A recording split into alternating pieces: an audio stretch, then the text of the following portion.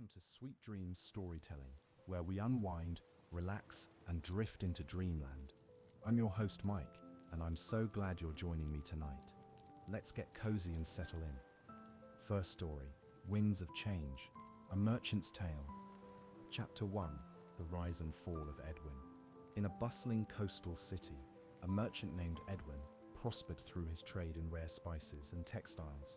The city, known for its vibrant markets and busy ports, thrived on commerce, and Edwin's goods were highly sought after. He lived with his 4 children, 2 sons, Adrian and Marcus, and 2 daughters, Lila and Elise.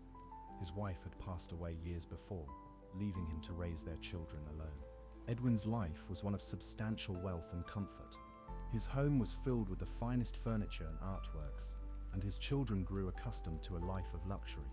They attended the best schools and wore the finest clothes, never knowing want or hardship. However, fate took a cruel turn when a fierce storm sank most of Edwin's ships, laden with valuable cargo. The news devastated Edwin financially and emotionally. As debts mounted and creditors became insistent, the family was forced to sell their grand home and most of their possessions. They moved to a modest cottage on the edge of the city, where life was starkly different from the opulence they were used to. While Edwin's sons, Adrian and Marcus, wallowed in their misfortune and lamented their lost wealth, Lila and Elise struggled to adapt to their new reality. None of the children had practical skills. Their lives had been filled with academic and leisure pursuits, not the realities of daily labor. Only Elise, the youngest at 16, showed any resolve. She took to learning how to manage their dwindling resources, cook, clean, and tend a small garden they had in the back of their cottage. Perhaps it was her youth or the absence of her mother that made her more adaptable, but she quickly became the backbone of the family. Edwin, heartbroken and overwhelmed, frequently traveled to nearby towns and cities, trying to drum up new business ventures to salvage his family's fortune. During his absences, Elise managed the household and her siblings as best she could. In this difficult time, Elise also reached out to the local community, learning from neighbors how to bake bread, sew clothing, and other essential skills. Her willingness to learn and her gentle nature earned her the affection and respect of those who had initially viewed the family with skepticism. As the seasons changed, Elise's efforts kept the family afloat, but just barely. Her siblings slowly began to take small roles, guided by her example, though their efforts were often reluctant and tinged with a longing for their former lives of leisure. Inspired by Nathaniel's suggestions, Edwin invested the last of his savings into a modest venture, guided by the traveler's advice. Meanwhile, Elise and her siblings, influenced by Nathaniel's tales and charisma, found new roles in supporting their father's efforts. Adrian and Marcus took to learning the trade under Nathaniel's tutelage, while Lila assisted Elise in managing the household more efficiently. As the new business endeavor slowly began to yield profits, the family's fortunes seemed to turn. Edwin, rejuvenated by this change, worked tirelessly, his hope restored. The success of their new ventures allowed the family to move back to a more comfortable home, not as grand as their previous one, but far better than the cottage. One stormy evening, as the winds howled around their small home, a knock came at the door. Elise, cautious yet curious, opened it to find a cloaked figure, drenched from the rain, asking for shelter. Despite the late hour and the stranger's mysterious appearance, her kind heart could not turn him away. They offered him warmth by the fire and a meal, which Elise quickly prepared. The stranger introduced himself as Nathaniel, a traveler who had lost his way. As the storm raged outside, he shared tales of distant lands, strange customs, and exotic goods, much to the fascination of Edwin and his children. Nathaniel's knowledge of trade routes and markets sparked a glimmer of hope in Edwin, who saw a potential opportunity to revitalize his merchant ventures. Over the next few days, Nathaniel proved to be more than just a storyteller. He had a deep understanding of the economic tides and offered Edwin advice on navigating the changing demands of the markets. His insights were sharp, suggesting unexplored trade opportunities in textiles from lands not yet tapped by other merchants in the city. Chapter 3, A New Venture. In the weeks following Nathaniel's arrival, a subtle transformation began within Edwin's household. The once somber atmosphere, heavy with the scent of past failures and hardships, gradually lightened. Under Nathaniel's guidance, Edwin began to explore potential trade opportunities that he had previously overlooked or deemed too risky. The first venture Nathaniel proposed was daring yet promising, importing rare textiles from a distant land known for its exquisite and unique weaving techniques. These fabrics, Nathaniel explained, were not only beautiful, but also in high demand among the nobility and affluent merchants of larger cities beyond their own. The risk was significant, given the upfront investment required and the unpredictability of new market demands, but the potential rewards were compelling. Edwin, revitalized by Nathaniel's confidence and strategic insight, decided to invest the last of his dwindling savings into this venture. He traveled with Nathaniel to nearby cities to meet with potential buyers, leaving Elise and her siblings to manage the household and local affairs. These trips were eye-opening for Edwin. Nathaniel's knowledge of languages and customs proved invaluable, helping them navigate the complexities of international trade agreements. Back at home, Elise took on the challenge of learning the intricacies of the textile trade. She corresponded with traders and craftsmen, arranging samples and negotiating prices. Her natural aptitude for business, combined with a keen sense of fairness and diplomacy, quickly made her an indispensable part of the operation. Leela, her sister, managed the logistics, organizing the storage and transport of goods, while her brothers, Adrian and Marcus, focused on marketing and sales. As the first shipments of textiles arrived, the family held their breath. The vibrant silks and intricately embroidered fabrics were unlike anything the local market had seen. To their relief and delight, the response was overwhelmingly positive. The fabrics fetched high prices, and soon, orders began to pour in from other cities. With the success of their initial venture, the family expanded their operations. They began importing not just textiles but also spices and ceramics, items that complemented their existing product lines and appealed to their growing clientele. Nathaniel's foresight in diversifying their offerings helped stabilize the business and hedge against the volatility of market trends. The success of their business also breathed new life into the local economy. Edwin and Elise made it a point to involve community artisans and workers in their projects, providing jobs and supporting local craftsmanship. This not only helped improve their standing in the community, but also fostered a network of mutual support and loyalty that would benefit them in times of need. Meanwhile, Nathaniel continued to mentor Elise, sharing his knowledge and experiences. Their discussions often lasted late into the night, covering topics from economic theory to the nuances of cultural negotiation. For Elise, these were not just lessons in trade, but in life itself. Nathaniel's teachings helped her see the world as a complex tapestry of interwoven destinies, where commerce could be a force for good, promoting understanding and cooperation across borders. As the seasons changed, so did the fortunes of Edwin's family. From the brink of despair, they had risen to become a burgeoning symbol of entrepreneurial spirit and resilience. Their home, once a place of sorrow, now buzzed with activity and plans for the future. It was during these busy days that Elise realized how much Nathaniel had become a part of their lives. Not just as a mentor or business partner, but as a member of the family. His presence had transformed them, guiding them from the shadows of their past into the light of new possibilities. Elise and her siblings, inspired by Nathaniel's charismatic presence and rich knowledge, took on more active roles. Adrian and Marcus, who had previously been disillusioned, began accompanying Edwin on his trade meetings, learning the nuances of negotiation and commerce. Lila, meanwhile, took charge of the household finances, allowing Elise to focus on community engagement and building relationships with local traders and artisans. Nathaniel's presence in their home brought not only a new business perspective, but also a sense of stability and hope. The family, once fragmented by despair, now found common ground and purpose in their collective effort to reclaim their stature. Their new business slowly began to bear fruit, and the profits, though modest at first, grew steadily. Chapter 4: Secrets Unveiled. As the newly revived trading enterprise flourished under the guidance of Nathaniel, the once dim corridors of Edwin's residence now shimmered with the reflections of newly hung lanterns, symbolizing the return of prosperity. The family's days were filled with the hustle of commerce, the nights with plans and dreams for future expansions. Yet, in the midst of their success, Edwin observed Nathaniel's increasing reticence, especially when conversations drifted towards his origins or long-term plans. Nathaniel had become almost like a family member, his wisdom and guidance pivotal to their revival.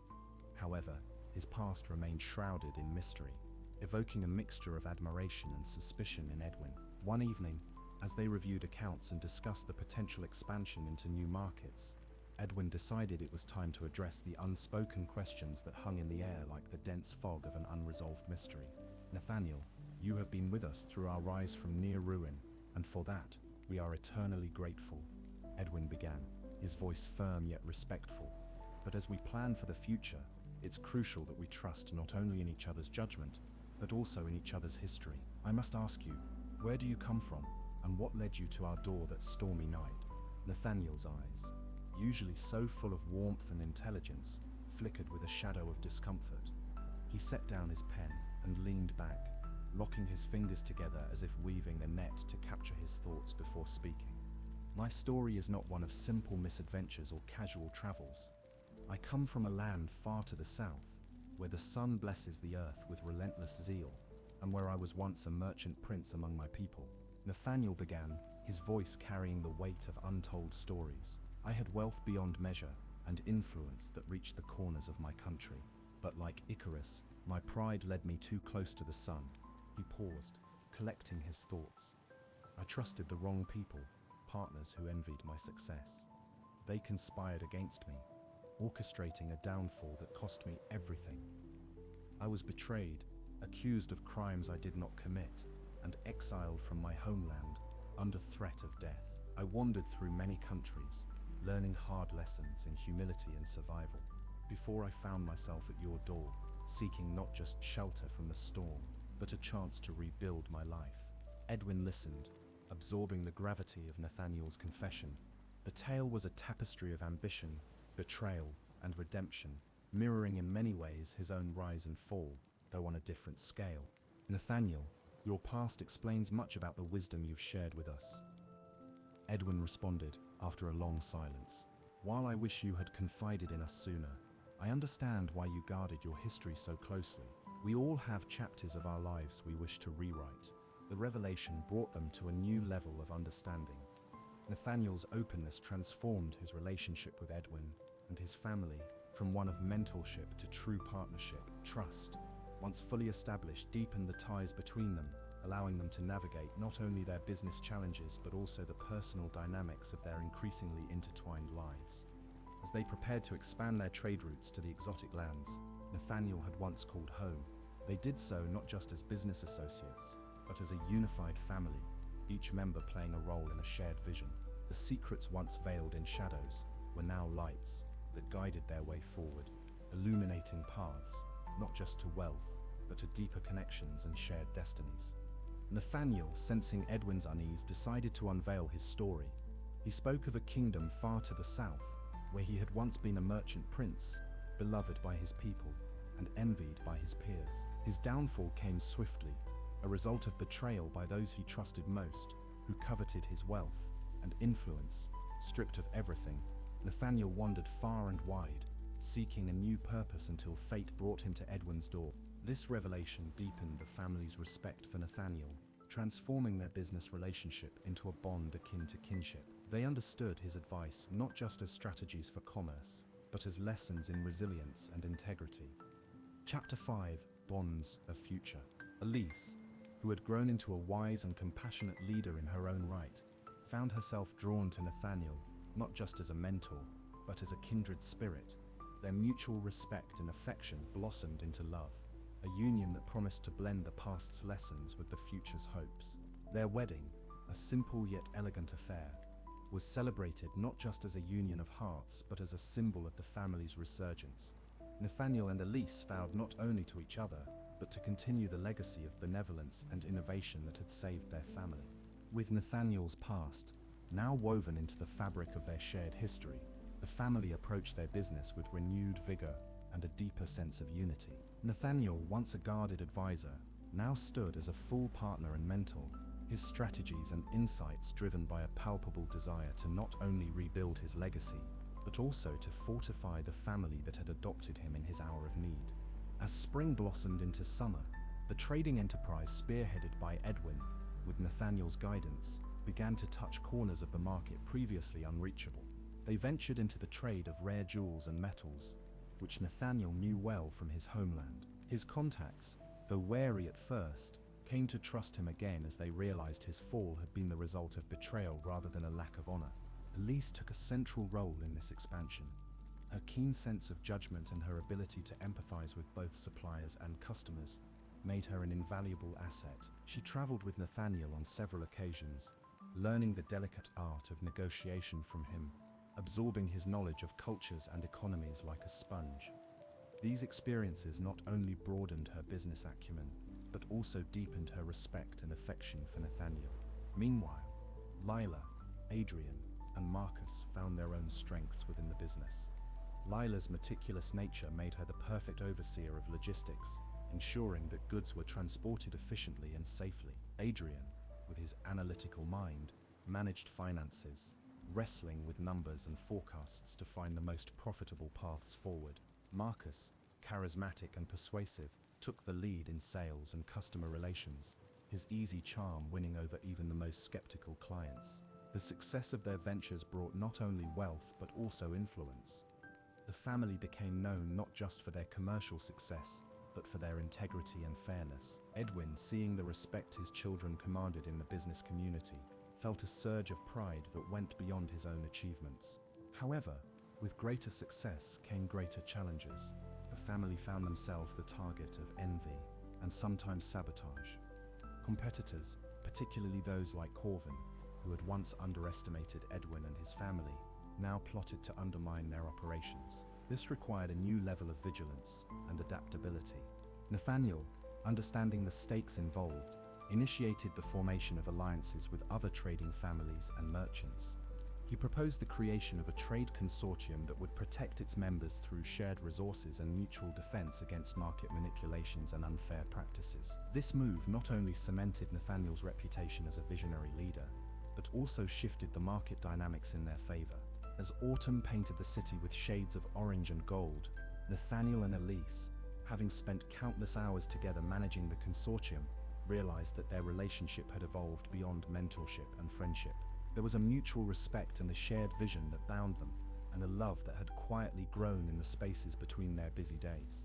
Their decision to marry was a natural progression of their partnership. The wedding, held as the leaves began to fall, was a celebration not just of their union but of the family's resurgence and resilience. It was attended by business partners, family friends, and even rival merchants who had come to respect their integrity and success.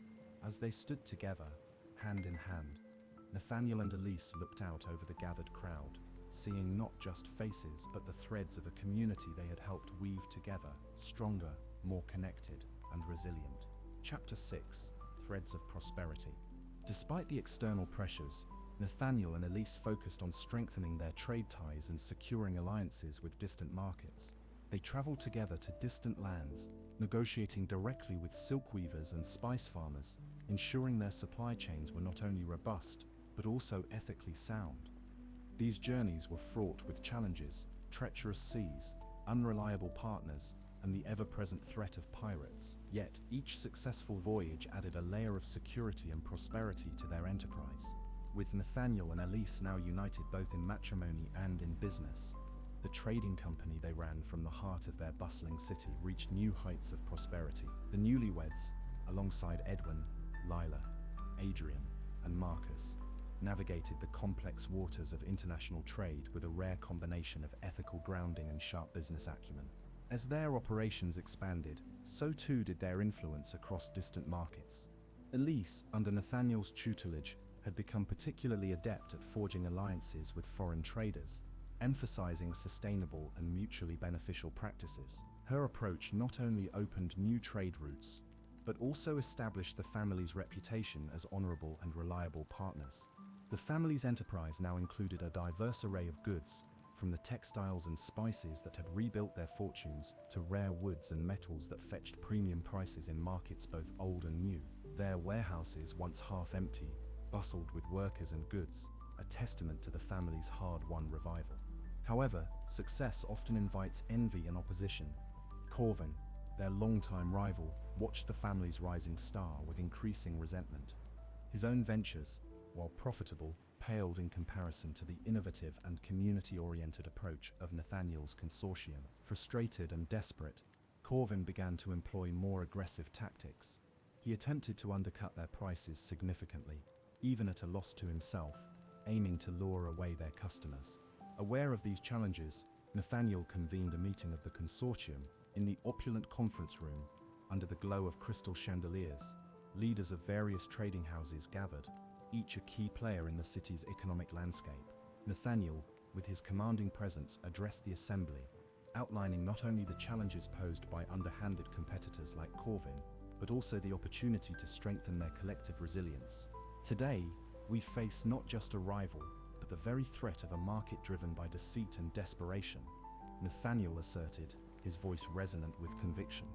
We must stand together, not only to protect our interests, but to uphold the principles of fair trade that have brought us prosperity. Let us consider a unified strategy, perhaps a standard pricing policy, and a shared fund for market stabilization. The proposal sparked debate among the consortium members, some wary of too much cooperation, fearing it might edge towards a monopoly. Nathaniel, with Elise by his side, navigated these concerns with a diplomat's grace, arguing that their intent was not to control the market, but to ensure its integrity. Meanwhile, Elise spearheaded a campaign to reinforce loyalty among their clients. She organized trade fairs and exhibitions showcasing the quality and uniqueness of their goods, coupled with workshops on the origins and craftsmanship of the products they sold. These events not only educated the consumers but also highlighted the family's commitment to transparency and quality, contrasting starkly with Corvin's tactics of undercutting and cost-cutting. Adrian and Marcus, leveraging their strengths, monitored market trends and competitor activities. Using this intelligence to adjust their strategies swiftly, Lila managed the logistics with an ironclad efficiency, ensuring that even in times of market turmoil, their goods reached their destinations on time. As the season turned, the family not only fortified their enterprise against immediate threats, but also laid the groundwork for long-term stability. The consortium, under Nathaniel's leadership, evolved into a more cohesive entity, capable of collective action against market disruptions. The family's unity and innovative approaches transformed potential adversities into opportunities for growth and reaffirmed their leadership in the trade community. Nathaniel and Elise, along with Edwin and the younger siblings, stood not just as a family bound by blood and marriage, but as pillars of a business philosophy that prioritized integrity over profit, community welfare over individual gain. Chapter 7: The Legacy of Knowledge. Elise, driven by a vision to empower the next generation of merchants, established an academy. This institution offered courses on commerce, ethics, leadership, and international trade laws. Elise personally developed the curriculum, drawing from her own experiences and the wisdom she had accumulated over the years. The academy quickly became a cornerstone of the community, nurturing young minds and preparing them to enter the global market with integrity and skill. As the golden hues of autumn painted the city, Nathaniel and Elise, firmly established at the helm of their thriving enterprise, looked beyond the horizon of immediate business gains to the broader impact of their success. They recognized that true prosperity comes not just from wealth accumulation, but from the ability to foster growth and enlightenment within their community. Elise, who had long harbored a passion for education and empowerment, spearheaded the initiative to establish a learning center right in the heart of the city. This center, named the Emporium of Learning, was designed not only as a school for commerce and trade, but as a beacon of knowledge for all ages and classes. Here children and adults alike could learn about the vast world of trade, the importance of ethical business practices, and the intricate dance of cultural exchange that defined global markets. Nathaniel, with his rich experience and deep understanding of international trade laws, often gave lectures at the Emporium. His sessions, filled with tales of distant lands and lessons from past trade blunders, quickly became a highlight for many aspiring merchants and curious minds. He spoke not just as a businessman, but as a mentor, eager to pass on the wisdom gleaned from his varied life experiences.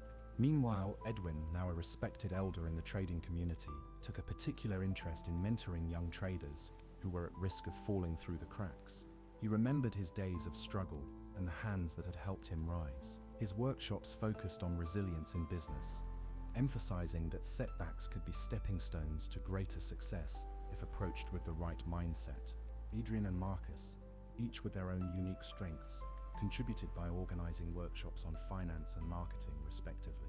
Adrian's workshops delved into the complexities of financial planning and risk management, while Marcus's sessions were more dynamic, focusing on sales strategies and customer relations. Together, they crafted a curriculum that was both practical and inspiring, equipping new traders with tools to succeed in the competitive market landscape.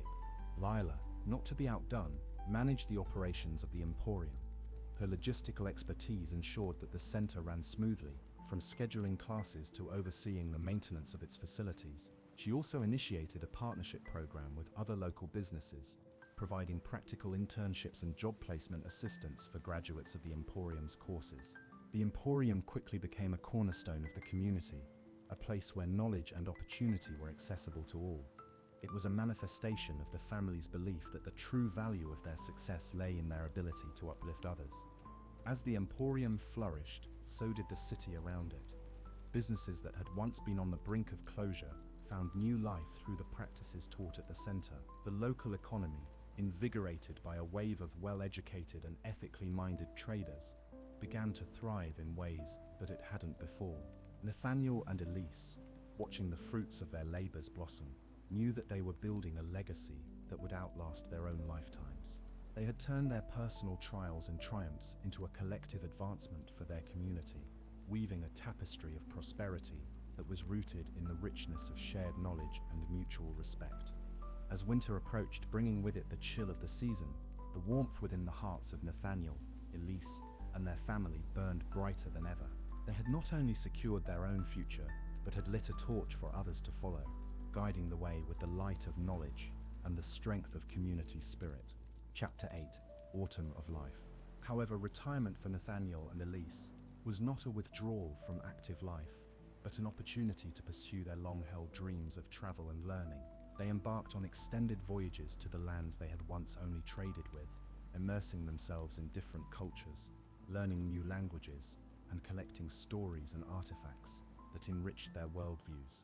As the leaves began to don their fiery autumn hues, Nathaniel and Elise watched from the window of their study, a room lined with shelves filled with artifacts from their travels and tomes of commerce and culture. They reflected on the journey that had brought them to this season of life, a period of fulfillment and contemplation. The trading empire they had built was more than a business. It was a testament to a life of resilience, innovation, and most importantly, ethical integrity. With the business in robust health and their children well prepared to take the helm, Nathaniel and Elise began to consider their retirement.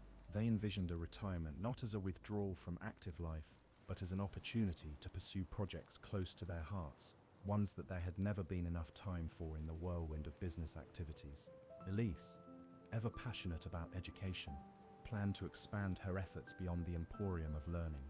She envisioned a series of schools across the region that would not only teach commerce, but also offer lessons in arts, sciences, and philosophy, reflecting her belief in a well-rounded education. She spent long evenings discussing curricula with educators and drafting blueprints for schools that would serve as hubs of learning and community development. Nathaniel, whose travels had instilled in him a deep appreciation for cultural diversity and historical richness, decided to write a book. His aim was to document the trade routes that had shaped civilizations, telling the stories of the merchants, adventurers, and dreamers who had traversed these paths long before airplanes and digital communications had made distance trivial. His evenings were spent in the company of maps and manuscripts, piecing together narratives that spanned continents and epochs. Meanwhile, Edwin, who had seen his children grow into capable leaders, took a quieter but no less meaningful path in his retirement.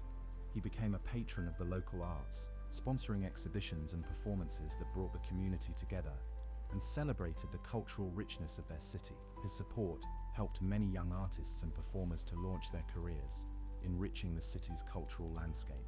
Adrian, Marcus, and Lila, now seasoned in their respective fields, began to implement their own visions for the company. Adrian explored new financial models that would allow the company to invest in sustainable technologies. Marcus, ever the charismatic leader, pushed for an expansion of the company's market reach, establishing new trade posts in emerging markets. Lila, meticulous and thoughtful, strengthened the operational backbone of the company, ensuring that as the company grew, it remained efficient and responsive. The transition was not without its challenges. The external pressures of a competitive market, the internal dynamics of passing leadership from one generation to another, and the personal adjustments required by Nathaniel and Elise were all navigated with the same acumen and grace that had characterized their earlier endeavors. As Nathaniel and Elise's active involvement in day-to-day operations waned, they found great joy in their new roles. They traveled, sometimes for leisure and other times to visit the new schools. Elise had helped establish or to gather more material for Nathaniel's book. Their journeys were not just about seeing new places, but about connecting with people, learning their stories, and witnessing the impact of their lifelong work in real time. One crisp autumn evening, as they sat by the fire, Nathaniel put down his pen and Elise closed her latest batch of school reports. They shared a quiet look, a mutual recognition of the life they had built together. It was a life marked not just by the success visible in their flourishing business and the schools bearing Elise's imprint, but by the unseen ripples of their ethical practices, their commitment to education, and their nurturing of cultural appreciation. Their legacy, they knew, would live on not just in the thriving business or the schools, but in the hearts and minds of those they had touched. In the values passed down to their children and the community initiatives that continued to bloom, Nathaniel and Elise had sown seeds of kindness, diligence, and integrity that would continue to grow, season after season. Epilogue: the horizon of time. As the years passed into decades, the world around the bustling city where Nathaniel and Elise had made their mark continued to evolve. Skyscrapers now dotted the skyline, and the buzz of commerce was ever present. Yet in the heart of the city stood the Emporium of Learning, a stately old building surrounded by gardens, a living monument to the legacy of Nathaniel and Elise. Inside the Emporium, walls lined with portraits of the couple looked down upon the latest generation of students.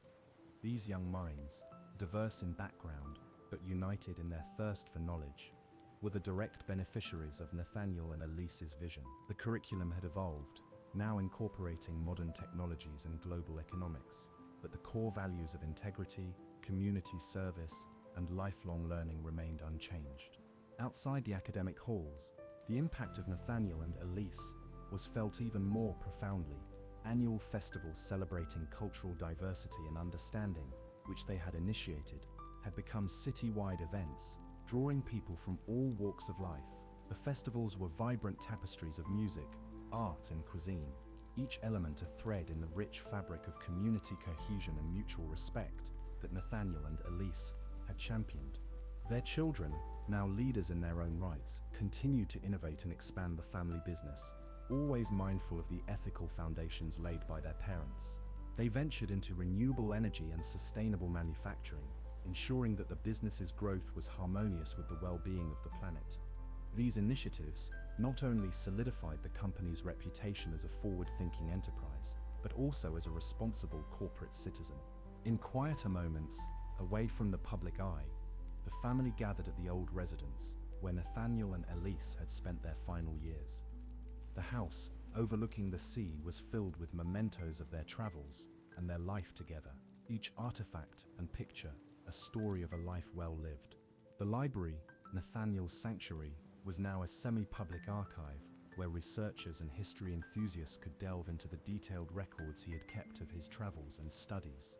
It was here that the family felt closest to Nathaniel and Elise, their spirits lingering in the sunlit rooms and the peaceful gardens. Conversations about business decisions, new educational projects, or community initiatives often led back to what Nathaniel and Elise would have thought or done. Their principles guided the family like stars, constant and bright in the shifting skies of time.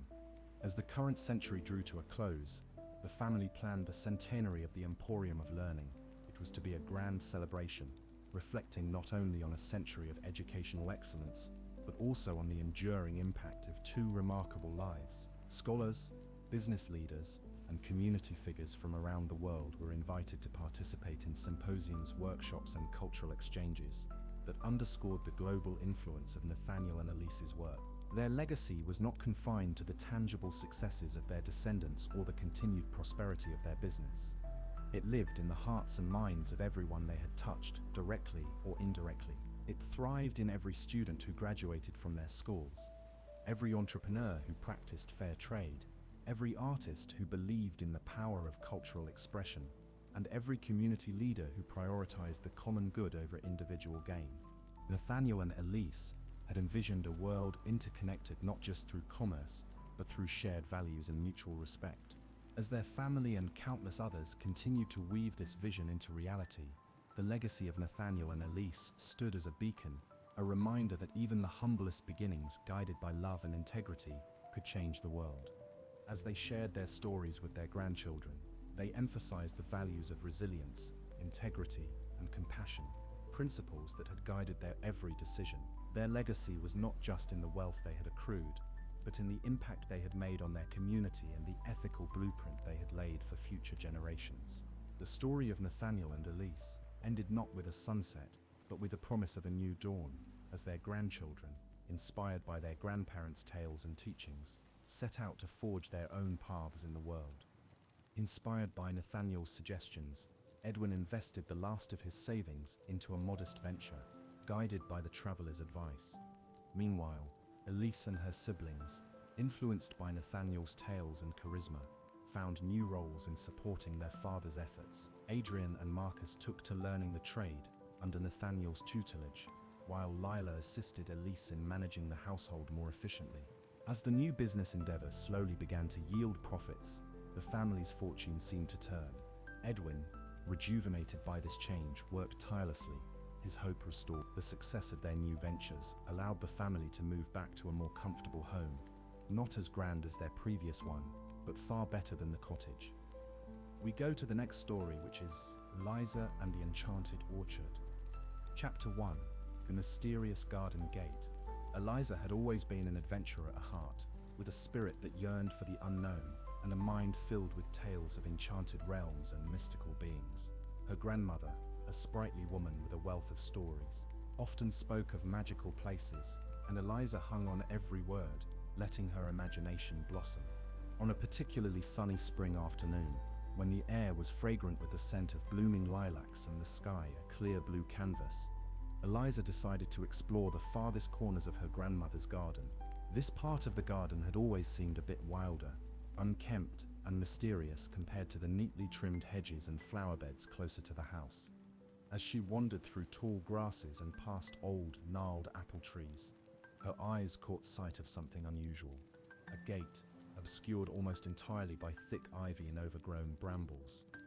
Curiosity piqued, Eliza approached it, her heart beating with the exciting pulse of discovery. The gate was old, wrought iron twisted into intricate designs, but much of its beauty was hidden under the verdant grip of nature. Pulling her sleeves over her hands to protect from the ivy's tiny thorns, Eliza began to clear the vegetation. The leaves rustled and whispered as if dissuading her, but she persisted, revealing more of the gate's secrets. The metal was cool and slightly rusted, and as she wiped away years of neglect, she noticed that the lock was strangely absent. Intrigued and a bit apprehensive, she pushed against the gate. With a prolonged creak that seemed to echo through a newly revealed world, the gate swung open on its ancient hinges. Beyond it lay not the back of the garden as she expected, but a landscape that defied all logic and reason, a path bordered by trees shimmering in hues of gold and emerald, under a sky radiant with two suns. Stepping forward, Eliza could hardly believe her eyes. The air here was warmer, filled with the sweet fragrance of unknown flowers and a light that seemed to dance on the very breeze. Tentatively, she placed one foot in front of the other, crossing the threshold into this new world. As she fully entered, the gate swung shut with a gentle but firm click. The world before her buzzed with an enchanting energy. Birds with feathers like rainbows flitted through the air, singing melodies that sounded like laughter. The path underfoot was paved with stones that sparkled like jewels under the twin suns. Eliza felt a thrill of excitement mixed with a twinge of fear. This was beyond anything she had ever imagined. Suddenly, a voice boomed out, gentle yet commanding. "Welcome, Eliza, to the Enchanted Orchard." Startled, she looked around, trying to find the source of the voice. Her gaze settled on an extraordinary sight, a massive apple tree. its branches laden with golden apples, each emitting a soft, warm light. The tree's trunk twisted naturally into what looked unmistakably like a kind, smiling face. "Who are you?" Eliza asked, her voice a mix of wonder and nervousness. "I am Mr. Bramley," the tree responded, its leaves rustling as if chuckling. "I am but one of many who dwell in this orchard, and I have been expecting you." "Expecting me?" Eliza echoed, her brow furrowed in confusion. "Yes," Mr. Bramley continued, "but all in good time. First, you must understand the rules of this place. This orchard is alive, not just with magic, but with choices. Each path leads to a different fate. To find your way home, you must seek the wise willow at the heart of the orchard. Beware the twisted paths. They can lead you astray." Eliza listened intently, her initial shock giving way to a surge of adventurous spirit. She was in a magical world, talking to a tree, about to embark on a quest. It was all so surreal, yet vibrantly real. With those words, Eliza stepped forward along the path that glittered under the light of the twin suns, her journey through the enchanted orchard truly beginning. "Thank you, Mr. Bramley," she said, her voice steady and filled with determination. "I will find the wise willow."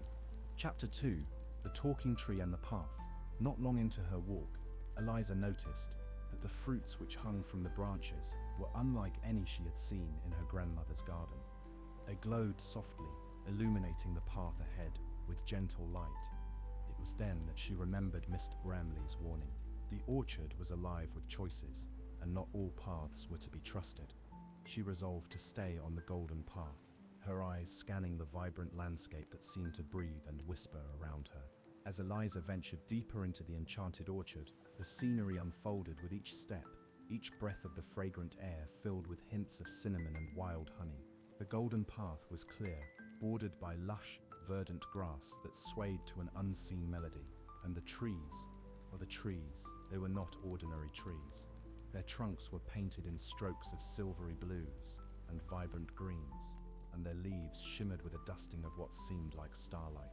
Resuming her journey, she soon came upon a peculiar sight, a large oak tree, the center of a circular clearing. The oak was grander than any she had passed before, its branches thick and strong, stretching out like open arms, ready to embrace the sky. At the base of the tree, nestled between the roots, was a door. Yes, a door, small and perfectly rounded, with a brass knob polished by use. Suddenly, the ground beneath her feet began to sparkle even more intensely, and the path split into two before her. One continued to be golden and inviting, while the other path, lined with dark, almost black stones, veered off into a dense, misty forest that seemed to pulse with a quiet, eerie energy. Remembering the advice of Mr. Bramley, Eliza stayed her course on the golden path, though her heart beat with curiosity about the shadowy trail. As she continued, the air grew warmer, and the sound of a gentle bubbling stream reached her ears. The path led her to a small brook, lined with smooth pebbles that glistened like wet jewels under the sunlight. Here she paused to drink from the brook, finding the water sweet, as if it quenched more than just her thirst, filling her with a renewed vigor. "You have?" Eliza asked, stepping closer, her curiosity piqued. Eliza approached, intrigued. Before she could decide whether to knock or not, the door swung open, revealing not another world, but a cozy room within the tree itself. Inside, a fox with fur as red as autumn leaves sat on a cushion, wearing spectacles and reading a large book. "Good day," said the fox, looking up with a smile. "You must be Eliza. We've been expecting you." Keeper Fenley beckoned her inside. The room, surprisingly spacious, was lined with shelves crammed with books, maps, and strange artifacts. The air smelled of old parchment and pine. "Indeed," the fox replied, closing his book and tucking the spectacles into his vest pocket. "You see, every few generations, someone from the outside wanders into our orchard. It's always for a reason, though they seldom know it at the start. I am Keeper Fenley, custodian of the orchard's lore. Your path is one of discovery," Fenley continued, gesturing to a map on the wall. "The golden path will lead you to the wise willow, as Mr. Bramley said, but also to understanding your own heart and the secrets of our orchard. Be wary, but also be open. The orchard tests, but it also rewards. Fendery. Chapter 3. The River of Reflections. Eliza listened, absorbing every word.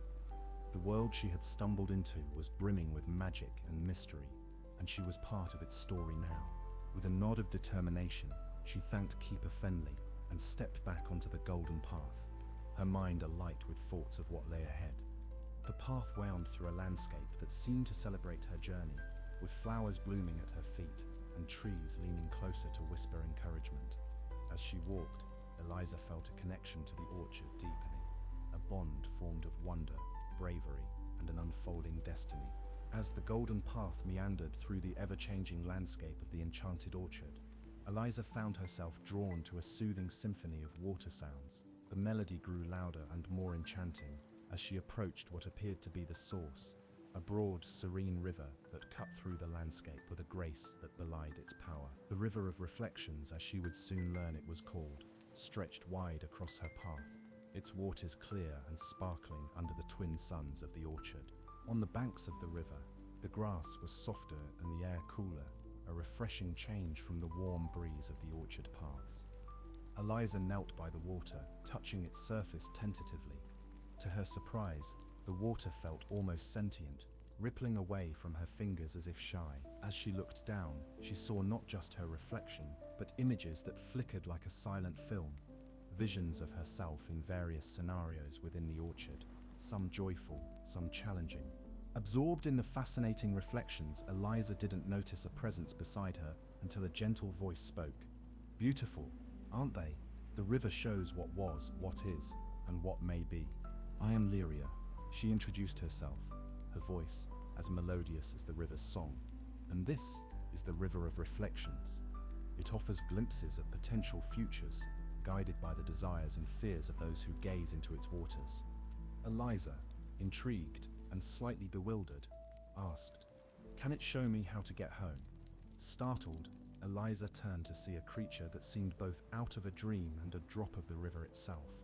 It had the form of a human from the waist up, and a flowing, watery tail instead of legs. The water sprite, with her hair flowing like liquid silver, smiled at Eliza with eyes that mirrored the river's depths.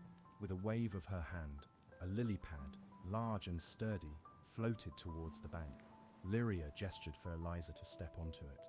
Hesitantly, Eliza did so, and the lily pad proved as solid as the ground. With a graceful push, Lyria set them gliding smoothly across the river. "Perhaps," Lyria replied with a playful tilt of her head, "but the river also teaches us that the future is fluid, shaped by choices and actions. Come, let me show you a better view." As they sailed, Lyria spoke of the river's origin, a mystical spring said to be as old as the orchard itself, perhaps even the source of its magic. The river had seen countless stories unfold along its banks, each wave and ripple a bearer of tales and secrets. The water around them glowed softly, reflecting not just the physical beauty of the orchard, but echoing the laughter, tears, and whispers of its past visitors. Eliza watched as the waters above the rocks shimmered and a new vision appeared. She saw herself, not as she was now, but stronger, more confident, standing with a group of fantastical beings in a celebration. The vision was fleeting, but it filled her with a sense of purpose and belonging. "Look there," Lyria pointed towards a cluster of rocks where the water swirled mysteriously. "The river doesn't just reflect, it can reveal. The river shows many paths," Lyria said as they reached the far bank of the river. "But remember, it's your choices that will define which path your story takes. Trust in yourself, Eliza, and the river will guide you." Eliza turned away from the River of Reflections, her path marked by the golden stones that glittered invitingly. With the sprite's words echoing in her mind, she continued her journey through the enchanted orchard, ready to face whatever challenges and wonders lay ahead. Stepping off the lily pad, Eliza felt a newfound sense of clarity and determination. She thanked Lyria for the unique journey and watched as the water sprite disappeared with a splash, leaving ripples that carried the promise of future meetings. Chapter 4. The Festival of Blossoms. At the heart of the clearing, a grand pavilion of woven branches and blooming vines had been erected. It was bustling with creatures of all sorts, sprites with wings delicate as lace, talking animals dressed in festive attire, and fantastical beings whose presence seemed to bend the very air around them. Music filled the air, a symphony of flutes and strings, accompanied by the natural chorus of singing leaves and whispering flowers. As Eliza continued along the golden path, the air began to fill with the sweet, intoxicating aroma of thousands of flowers in bloom. The path widened into a vast clearing, where trees adorned in a spectacle of colors stood proudly under the vibrant twin suns. It was as if every tree had conspired to showcase its most splendid blossoms at precisely this moment. She had arrived at the Festival of Blossoms, a legendary event in the Enchanted Orchard, celebrated once every century, marking the renewal of magic and life within the orchard. The cherry blossom queen, regally adorned in a gown of living pink blossoms that fluttered gently with her movements, presided over the festival. A crown, a circlet of silver twigs, interspersed with tiny white lights, glowed softly, casting an ethereal light around her. As Eliza approached, the queen's gaze fell upon her, and with a graceful gesture, she beckoned Eliza forward. Eliza was both honored and overwhelmed. She bowed slightly, as she had seen others do, and thanked the queen for her hospitality. In return, the queen presented Eliza with a garland of flowers that shimmered with dew and magic, saying, "May this garland guide and protect you as you journey through our lands. Welcome, traveler from beyond our roots." The queen's voice was both melodic and commanding. "Your arrival at the Festival of Blossoms is a fortuitous sign. Join us in the celebration and share in our joy." Encouraged by the queen's kindness, Eliza mingled among the festival goers, each eager to share their stories and the magic of their home. A group of nectar sprites, small and luminescent, invited her to taste different magical fruits, each bite bursting with flavors of sunlight and starlight, laughter and rain. Eliza laughed along, her earlier apprehensions melting away in the warmth of their welcome. As the festival continued into the evening, the sky above the orchard transformed. The twin suns dipped below the horizon, and in their place, the stars bloomed like night-blooming flowers, casting a gentle silver light over the clearing. Lanterns of bioluminescent beetles were released into the air, creating a dance of lights around the pavilion. At a nearby stall, a hedgehog, dressed in a patchwork jacket, challenged her to a game of riddles. The hedgehog, named Thistle, posed questions that twisted and turned like the paths of the orchard. With each riddle Eliza solved, Thistle clapped his tiny hands with delight and presented her with a small, glowing stone. "For your journey," Thistle said, his eyes twinkling. "Each stone holds a whisper of the orchard's wisdom."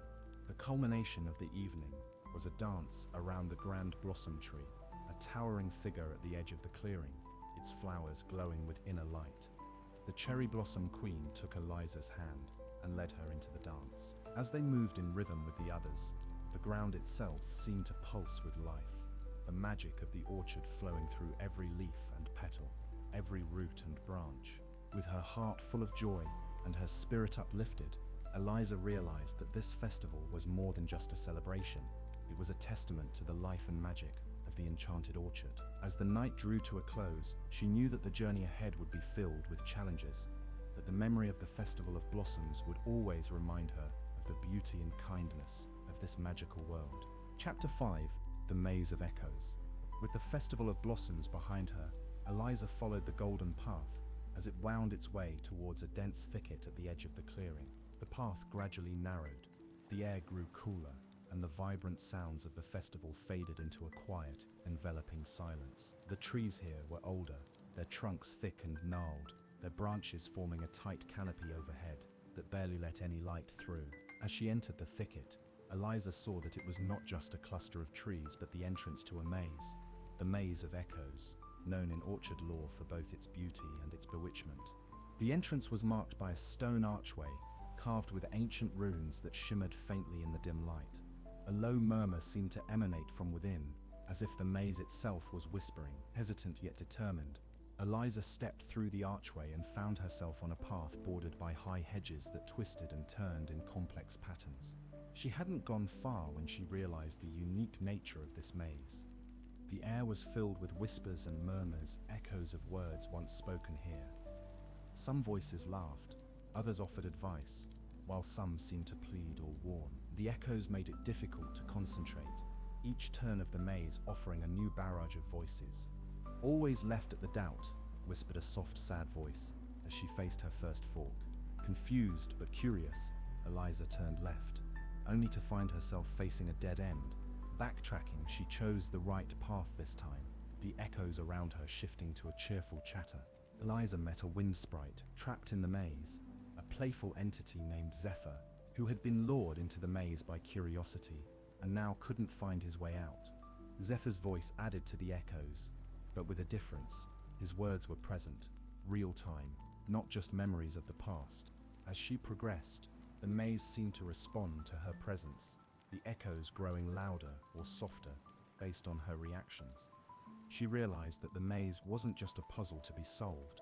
It was a teacher of sorts, using echoes of the past to guide or mislead. Together, perhaps we can find the way, Zephyr suggested, his form flickering like a candle flame in a draft. Eliza agreed, and together they navigated the maze, learning to distinguish between misleading echoes and helpful ones. Zephyr taught her to listen not just with her ears but with her heart. The truth often feels different, he said, as they faced another fork. Eliza closed her eyes, listening deeply. The left path echoed with a sincere warmth, while the right carried a cold, hollow repetition. The heart of the maze, Zephyr whispered, his voice full of wonder. Play the flute, and the path home will open. Choosing the left, they soon found themselves in the heart of the maze. Here, the hedges opened up to a clearing where a single tree stood, its leaves shimmering silver in the sparse light that filtered down. Under the tree was a stone bench, and on it lay a small, silver flute. With a grateful smile to Zephyr, who now seemed free of the maze's spell, Eliza walked forward, the path leading her out of the maze of echoes and back onto the golden path. She felt wiser, her ability to discern truth from deceit sharpened by the maze's challenges. Chapter 6. The Orchard's Heart. Eliza picked up the flute, her fingers tracing the smooth, cool metal. She put it to her lips and played a simple melody, the notes clear and sweet, rising above the whispers. As she played, the maze seemed to listen, the hedges gently parting to reveal the path forward. Finally, the path ended at a clearing that was unlike any other place in the orchard. Centrally located was an immense willow tree, its vast trunk wider than a house, and its long, weeping branches touching the ground around it. The leaves were a vibrant silver green, shimmering with dew, that seemed like tears of joy and sorrow mingled together. This was the wise willow, the ancient guardian of the orchard, as old as the orchard itself, maybe older. As she walked, the path gradually softened underfoot, the grass growing thicker, the earth seeming to pulse with life. Eliza felt a connection to the ground she walked upon, as if each step was a conversation between her and the ancient land of the orchard. This path didn't just lead to the heart of the orchard, but seemed to be part of the heart itself, a living artery that connected all life within. With the maze of echoes behind her, the golden path now took Eliza deeper into the enchanted orchard than she had ever been. The air grew denser, imbued with a sense of ancient magic, and the foliage changed too, from bright, cheerful hues to deeper, more saturated tones. Majestic trees, older than time, stood guard along the path, their branches stretching high into the sky, weaving a tapestry of green that filtered the sunlight into emerald beams. As Eliza approached, a gentle breeze stirred the branches, and the willow's leaves whispered her name. Eliza. The voice was deep and resonant, not spoken in words, but felt as a vibration in her heart. Eliza stepped closer, her hands reaching out to touch the rough bark, feeling the pulse of ancient wisdom that coursed through it. You have journeyed far, young one, the willow began, its entire being radiating a calm and powerful presence. And you have learned much. But the true journey is within. What have you discovered about yourself? Yes, Eliza replied. I wish to return to my grandmother's garden, but I also feel a pull to stay here, to learn more about this magical place and perhaps help protect it. The wise willow seemed to smile, its branches lifting slightly in what could be a nod of approval. Well said, but you seek a way home, do you not? Eliza pondered the question, her adventures flashing through her mind. The challenges, the choices, and the lessons learned from the beings of the orchard. I have learned that courage is not the absence of fear, but the decision to move forward despite it, and that wisdom often comes disguised as the simplest choice. Look within the roots, the willow instructed. There you will find a seed. Plant this seed in your world, and it will grow into a bridge between our worlds, allowing you to return whenever you choose. How can I return? Eliza asked, a mix of hope and sadness threading through her voice. The orchard is a reflection of life itself, the willow said, the leaves rustling softly with each word. It is ever changing, growing and facing seasons of both bounty and barrenness. You are connected to it now, part of its vast network. Whether you stay or leave, that connection will remain. Eliza knelt by the roots of the willow, digging gently in the rich soil. There, she found a small luminescent seed, pulsing with a gentle light. As she held it, warmth spread through her palms, up her arms, filling her with a light that felt like dawn. Go with the blessings of the orchard, the willow replied, a wind stirring its branches, a farewell song sung in the language of leaves. Thank you, she whispered, her eyes wet with unshed tears. Eliza left the clearing, the seed secure in her pocket, feeling a profound peace settle in her heart. She understood now that her journey through the enchanted orchard was more than a path to find her way home. It was a journey to find herself, to connect with a magic deep and true, a magic that she would carry with her always, no matter where she roamed. Chapter 7. The Choice. With the luminescent seed safely tucked into her pocket, Eliza made her way back along the golden path, her mind swirling with thoughts and emotions.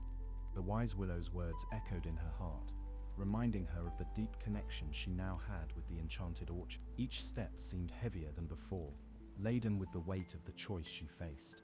Remember us, he said, his voice tinged with sadness. Remember the magic you felt here. As she walked, the beauty of the orchard seemed to intensify, as if to sway her decision. Flowers bloomed brighter, and the trees swayed gently, their leaves whispering her name, each one bidding her stay. The magical creatures she had befriended appeared along the path, each offering words of encouragement and heartfelt pleas to remain. Mr. Bramley, the first friend she had made in the orchard, extended his branches, dropping a golden apple into her hands. Keeper Fenley, the scholarly fox, met her with a stack of ancient books. There is so much more to learn, so much more to explore. Stay and help us preserve the lore of the orchard, he urged, his eyes bright behind his spectacles. As she neared the portal that would take her back to her grandmother's garden, Eliza paused. The suns of the orchard were setting, casting a golden glow over the landscape. The beauty of the moment, the peace of the orchard, and the sense of belonging tugged at her heart.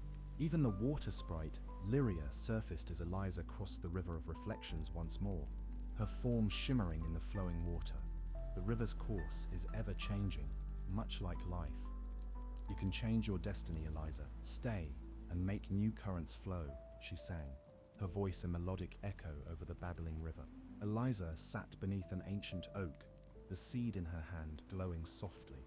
She thought of her grandmother, her stories, her garden, and the life she had always known, a life that now seemed distant and yet dearly familiar. She thought of the festivals, the challenges, the lessons learned in the orchard, and the friends who had become like family.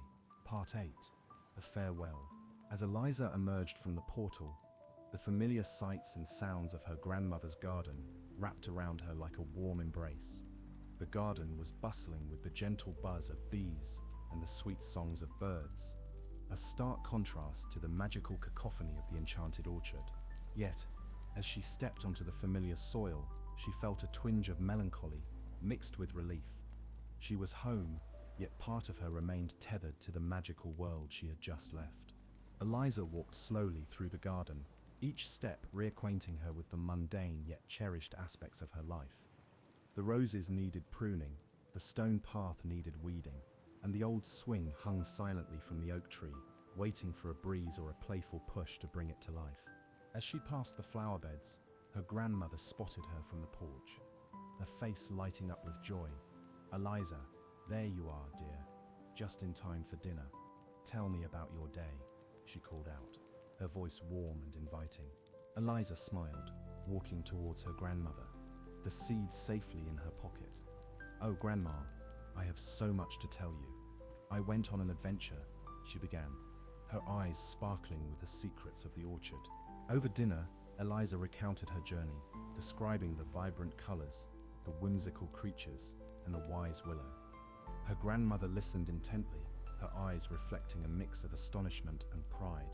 "You've had quite the adventure, my dear. It sounds like a dream," she said, smiling knowingly. "It felt like a dream, but it was real. And I've brought back a seed," Eliza revealed, showing the glowing seed to her grandmother, who examined it with a mix of curiosity and reverence. "That's a special gift, Eliza. What will you do with it?" her grandmother asked, handing it back gently. "I'm going to plant it here, in our garden.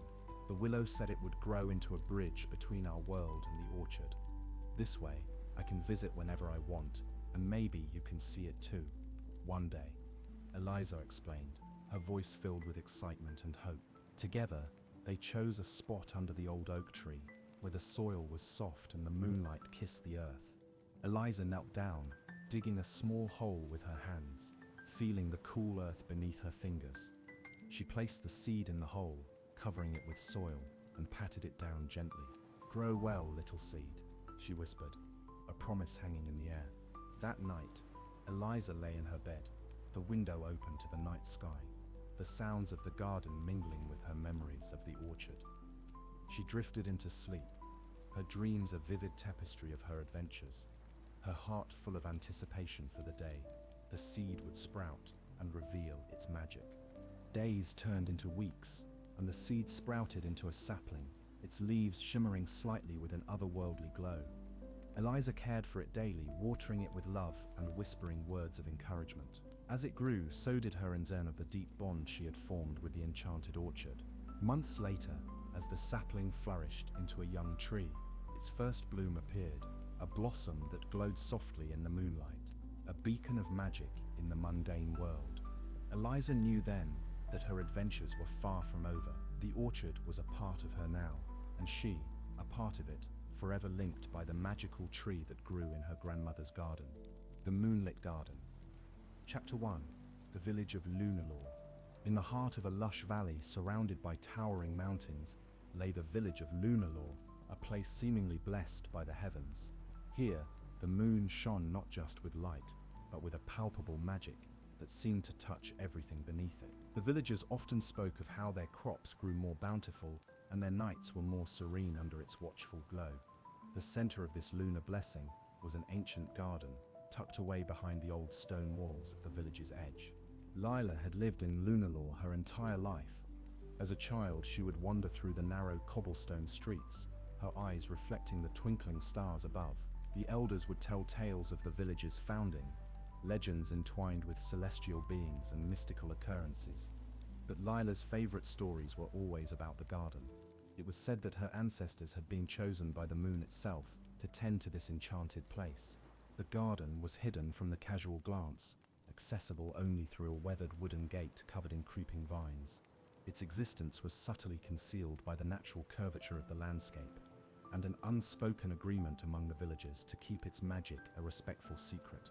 Lila had inherited the care of this garden from her grandmother, Mira, who had taught her the names of all the plants and the secrets to nurturing them. Mira had passed away in the spring, her life quietly fading with the setting sun, leaving Lila with a legacy wrapped in whispered lore and moonlight. The garden itself was a living mosaic of colors and fragrances. Flowers that didn't grow anywhere else in the world thrived here.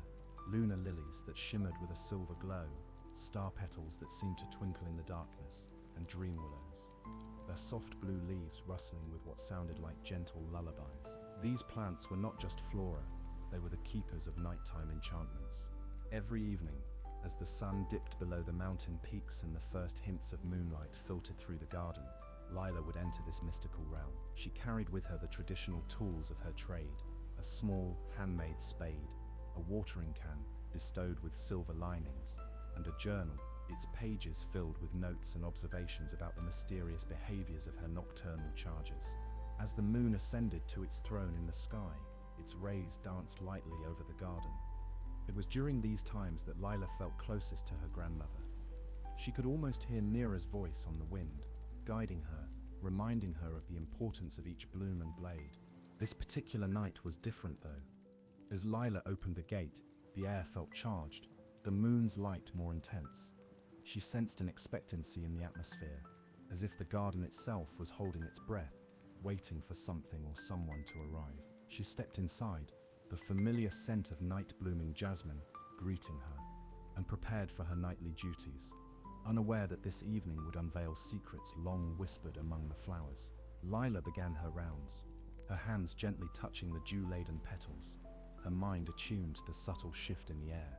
The moon, her eternal companion in the garden, seemed to beckon her deeper into its heart, where the oldest part of the garden lay. It was here that the oldest stories awaited her, stories that tonight would begin to weave their magic around her, pulling her into a legacy of moonlit tales and celestial guardianship. Chapter 2: The Whispering Flowers. As the moon climbed higher, bathing the garden in a silvery sheen, Lila moved gracefully through her duties. The night was alive with the soft hum of nocturnal creatures and the gentle rustle of leaves in the cool breeze. Lila was used to the solitude of her nightly rounds, but this evening the air seemed thick with anticipation, almost as if the garden itself was aware of her every move. Lila's path led her to the heart of the garden, where the oldest and rarest plants grew. Here, the moonlight seemed to concentrate, casting an ethereal glow that made the area look like a scene from a dream. Among these celestial flora, the moon whisper vines were in full bloom, their delicate white flowers emitting a soft, pulsating light. She knelt beside the vines, her fingers gently brushing against the petals.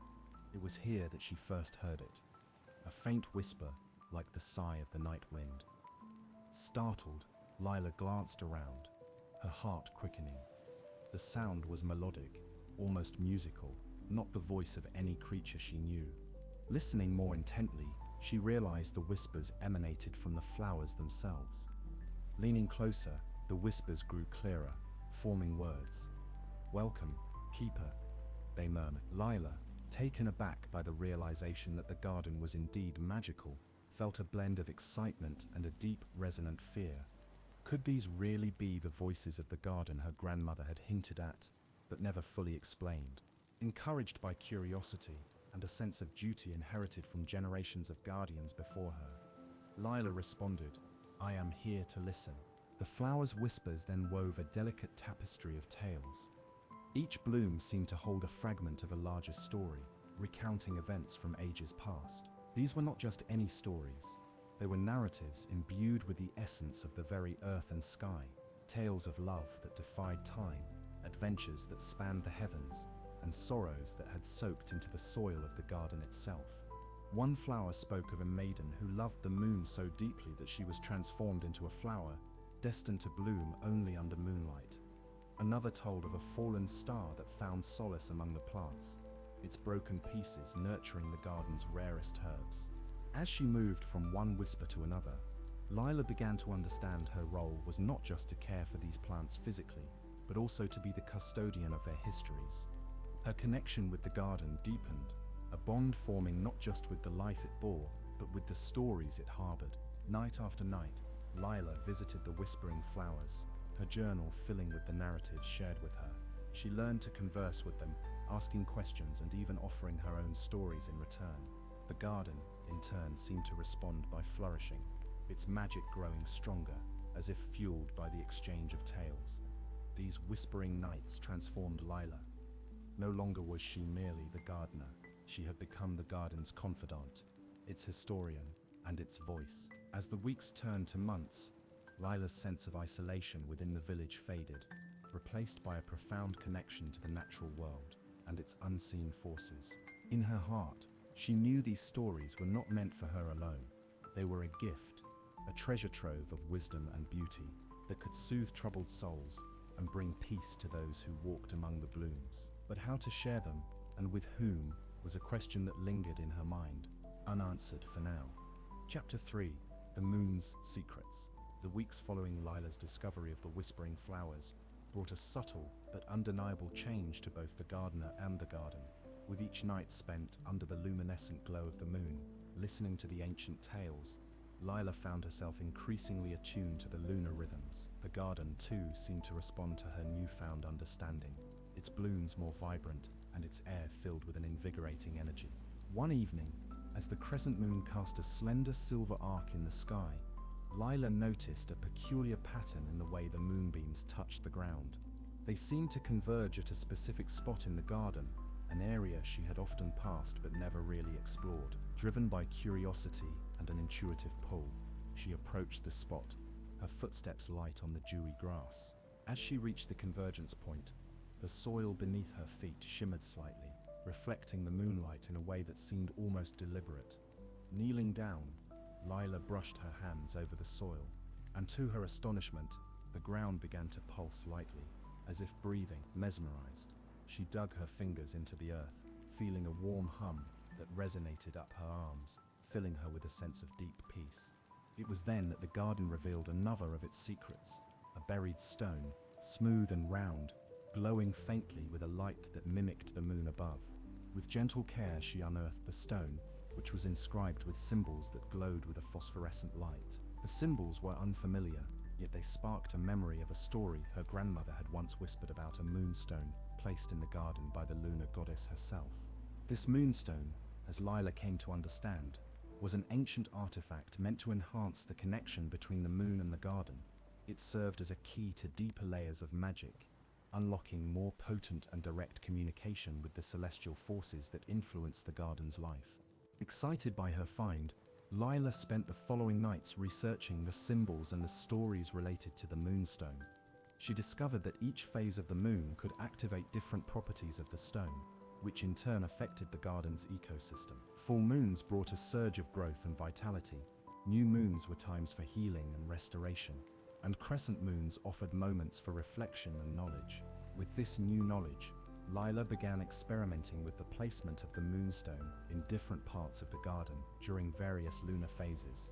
She observed changes not only in plant growth, but also in the types of stories the flowers whispered. They became richer, filled with emotions and wisdom that spanned beyond the garden's confines, touching on universal truths and cosmic tales.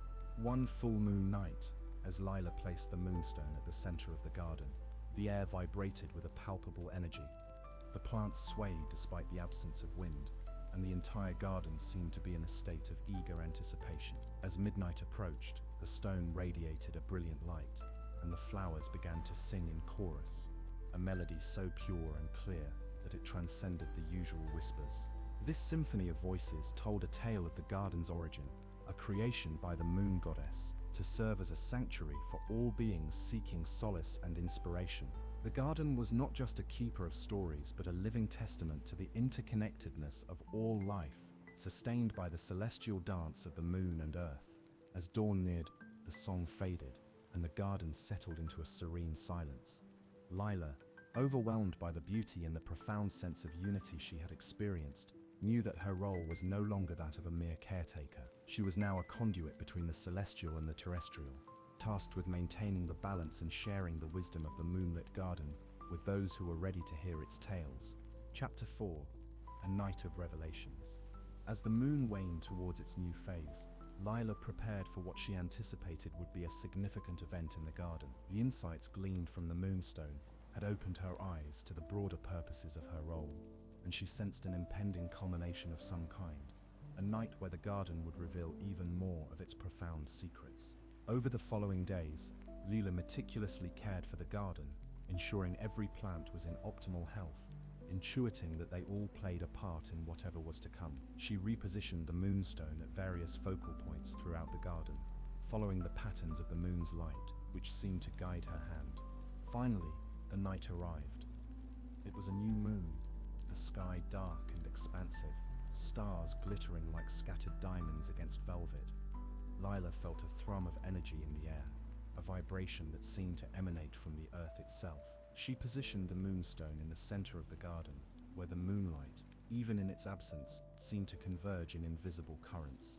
As the clock struck midnight, the garden transformed. The moonstone began to glow, a soft pulsing light that gradually intensified. The air shimmered as if the night itself was awakening. The plants swayed, and from the moonstone, a beam of silvery light shot upwards, splitting the darkness. The light formed a column that seemed both to ascend to the heavens and to delve deeper into the earth, connecting the celestial with the terrestrial. Then the revelations began. From the beam of light, visions appeared, ethereal and translucent, yet vividly present. They showed the garden through the ages, from its inception under the guidance of the moon goddess. Lila saw her ancestors, each a guardian of the garden, interacting with the plants and the moonstone, each adding their own stories and wisdom to the legacy she now upheld. The visions shifted, showing the garden influencing the lives of those who came seeking its peace. She saw people, villagers from past and present, some she recognized, others she did not, each finding solace, healing, and inspiration among the whispering blooms. Amidst these visions, the voice of the moon goddess herself spoke, a sound like the whisper of wind through silver leaves. She spoke of the garden's purpose, to be a sanctuary not just for the body and mind, but for the soul, a place where the connection between the natural and the divine could be rediscovered and nurtured. You are the guardian, Lila. The goddess's voice echoed in her mind. But you are also the bridge. Share these truths, help others to see beyond the veils of the world. As dawn approached, the light from the moonstone faded, the visions dissipated, and the garden returned to its peaceful nocturnal state. Lila was left in awe, a profound understanding settling in her heart. She now knew that her responsibilities extended beyond tending to the physical aspects of the garden. She was to be a teacher, a guide to help others see the magic and connection it offered. The night of revelations had shown her the past and pointed towards the future, a future where the garden would serve as a beacon of light, a place of deep cosmic truth, accessible to all who were ready to learn its secrets. Emboldened by her newfound knowledge and the endorsement of the moon goddess, Lila began planning how to fulfill her role more completely. She envisioned opening the garden during specific lunar phases to the villagers, organizing nights of storytelling and sharing, where the magic of the garden could touch more lives. Chapter 5. The Garden's Keeper. In the weeks following the night of revelations, Lila's perspective on her role within the garden shifted dramatically. She was no longer just a gardener, she was the keeper of a profound legacy, a steward of a mystical connection between the earth and the cosmos. With the encouragement of the moon goddess's words still resonating in her heart, Lila began to envision how she could open the garden's magic to the wider community of lunar lore. Determined to fulfill her role as the bridge, Lila started by inviting small groups of villagers to the garden during specific lunar phases.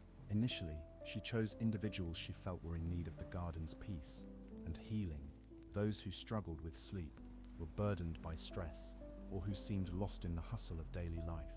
The first of these gatherings took place on a night when the moon was just a slender crescent in the sky, a symbol of new beginnings.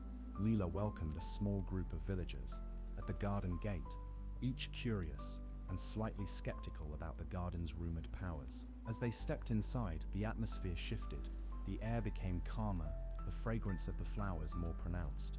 Lila led them to the heart of the garden, where the moonstone was prominently placed.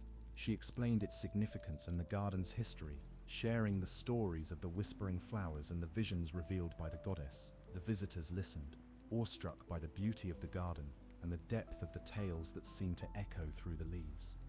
As the night deepened, Lila invited the group to sit quietly by the moonstone. Slowly, she began to meditate, encouraging others to close their eyes and open their hearts to the garden. The moonlight, though faint, seemed to envelop them in a soft embrace. The air hummed with a gentle vibrato, and the whispers of the flowers began. This time, the stories were not just echoes of the past, but seemed to reflect the personal struggles and dreams of those present. Each listener heard something that resonated deeply with them, a message of hope, a reassurance, or a guiding principle. Tears were shed, smiles shared, and when the group finally rose to leave, they were not the same people who had entered. They were calmer, more centered, visibly touched by the magic of the garden. Encouraged by the success of this first gathering, Lila organized more such nights, each timed to coincide with different phases of the moon. Word spread quickly through lunar lore, and what began as a trickle of interest soon became a steady stream of visitors. Lila carefully managed these gatherings, ensuring that the garden's sanctity was preserved even as its magic became more widely known. As the months passed, Lila found herself deeply embedded in the lives of the villagers, no longer an outsider, but a revered member of the community. Her role expanded beyond the confines of the garden. She became a counselor and a mentor, guiding others to find balance and peace in their lives, using the wisdom of the garden as her tool. One particular full moon night, as Lila sat in the garden alone, reflecting on the journey so far, she felt a profound sense of fulfillment. The garden was alive, its whispers now a chorus of voices, not just speaking to her, but through her. She realized that her grandmother's legacy was not just about keeping the garden, but sharing its truths, helping others to see the interconnectedness of all things, the dance of the celestial and the terrestrial. Chapter 6. Blooms of the Blue Moon. The village of Lunalore buzzed with anticipation as the rare celestial event of a blue moon approached. Lila, aware of the blue moon's potent influence on the garden's mystical properties, had prepared meticulously. Ancient writings in her grandmother's journals hinted that the blue moon was a time of deep magic and transformation, capable of revealing the most hidden secrets of the heart and the universe. In the weeks leading up to this celestial spectacle, Lila devoted herself to tending the garden with particular care. Each plant was nurtured to peak health, and the moonstone, a conduit of lunar energy, was moved to the garden's central circle. Here, surrounded by moon whisper vines and silverleaf ferns, the stone awaited the night that would unlock its fullest potential. As the night arrived, the villagers gathered, bringing with them hopes and dreams, each person eager to witness the garden under the transformative glow of the blue moon. The atmosphere was electric. Twilight faded into a deep, starry night as the moon rose, its light casting a tangible, almost palpable shade of blue over everything. The air itself seemed to thrum with energy, awakening the garden to a climax of mystical activity. At midnight, the transformation was immediate and breathtaking. The moonstone, placed at the heart of the garden, began to pulse with a powerful light, illuminating the surrounding plants. A circular pool of water nearby, newly added by Lila to amplify the lunar energy, mirrored this luminance, casting dancing reflections across the garden's canopy. Suddenly, as if on cue, the plants began to bloom synchronously, creating an explosion of colors and scents that overwhelmed the senses. The moon whisper vines, the silverleaf ferns, and even the rare dream willows unfurled their blossoms in a spectacular display of natural beauty. But the flowers did more than just bloom. They sang. A symphony composed by the flora filled the air, resonant and clear, carrying stories of past and potential futures, visions of what could be if the world embraced the magic of nature and the wisdom of the cosmos. As the villagers walked through this enchanting scene, each experienced personalized visions. These visions, vivid and transformative, showed them their roles within the tapestry of life, revealing how each individual's actions contributed to the whole. This shared experience fostered a profound connection among them, dissolving old grievances and forging new understandings.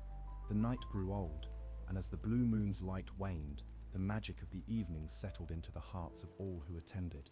They left the garden changed, carrying with them not just memories of beauty, but a renewed sense of unity and purpose.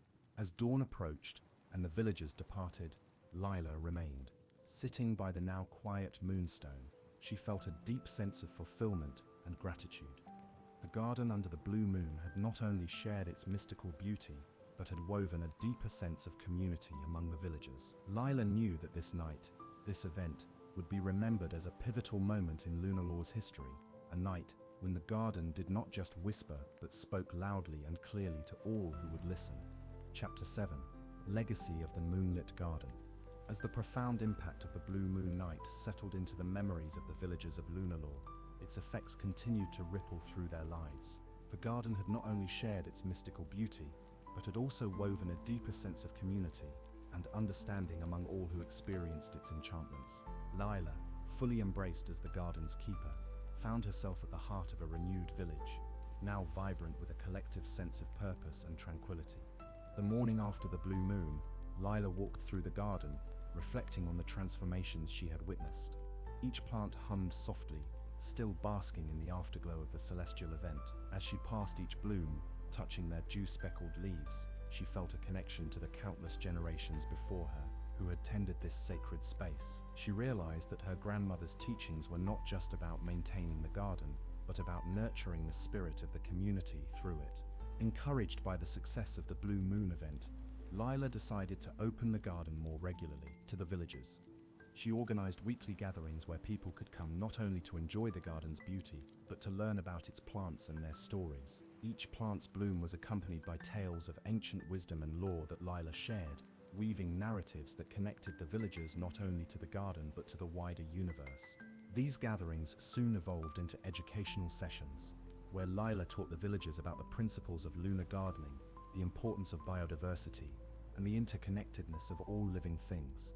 Children and adults alike learned to plant, nurture, and harvest according to the lunar phases, applying these lessons in their own gardens and homes. As the seasons changed, the garden's influence was visible beyond its walls.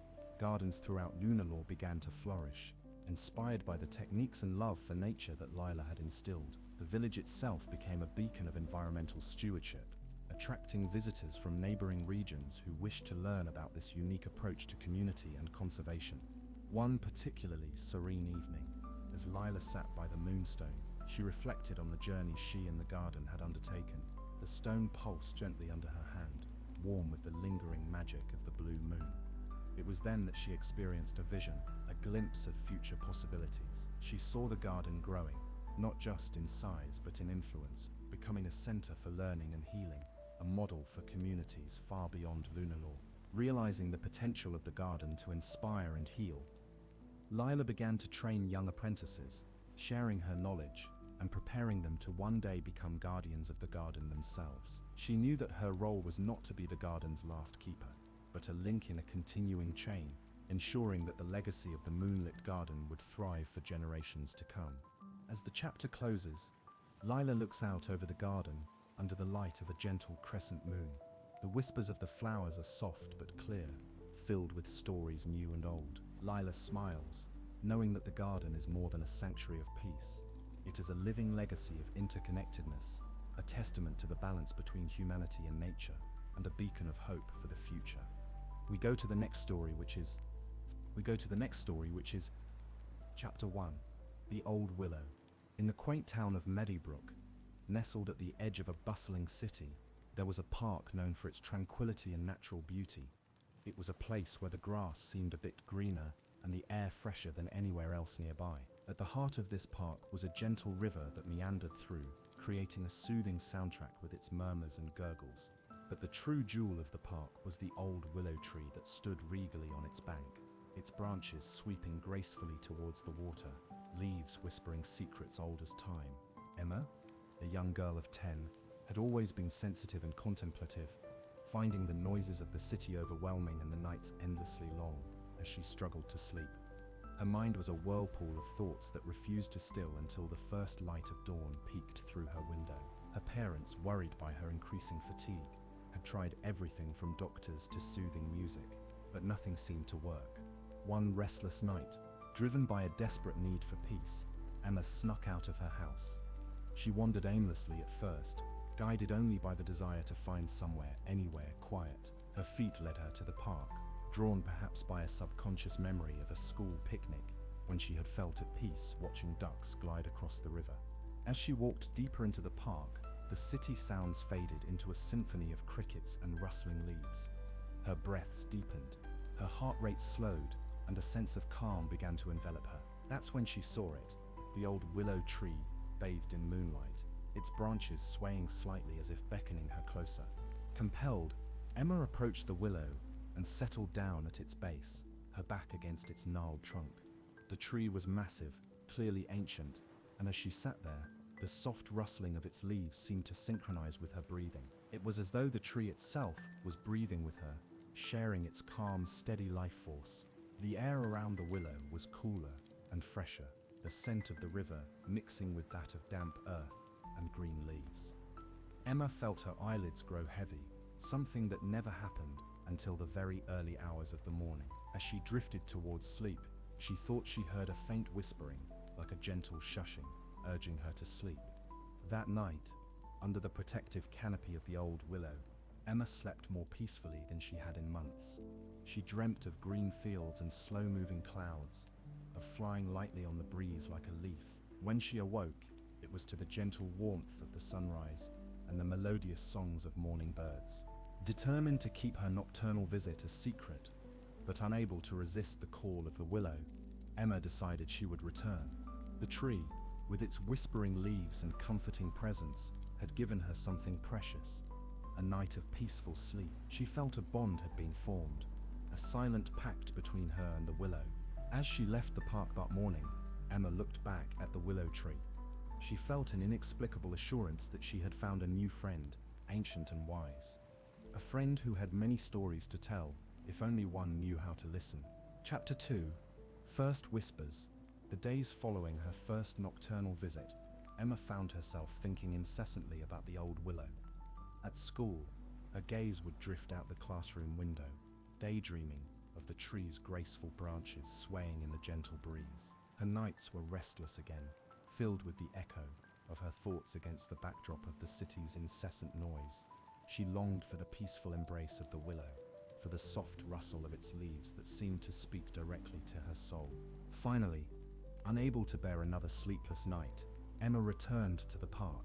The sun had just dipped below the horizon, painting the sky in shades of orange and purple. The park was quiet, with only the occasional jogger or dog walker passing by. Emma's steps quickened with anticipation as she neared the riverbank, her heart lifting as the familiar silhouette of the willow came into view. She settled into her now favorite spot at the base of the tree, leaning back against its sturdy trunk.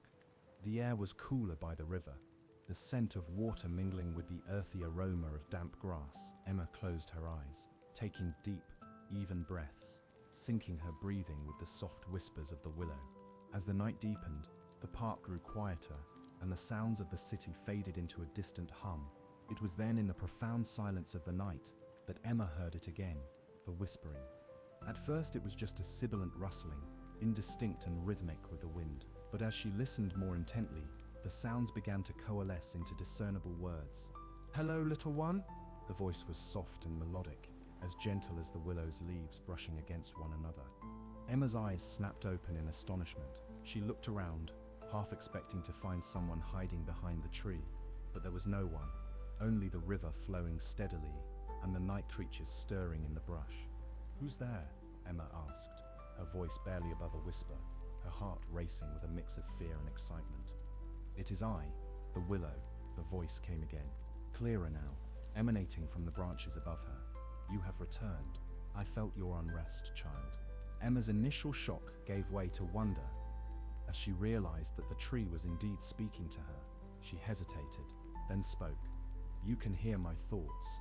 In a way, the willow replied, its voice rustling with the breeze. "I feel your emotions, your need for peace. It resonates with the essence of my being.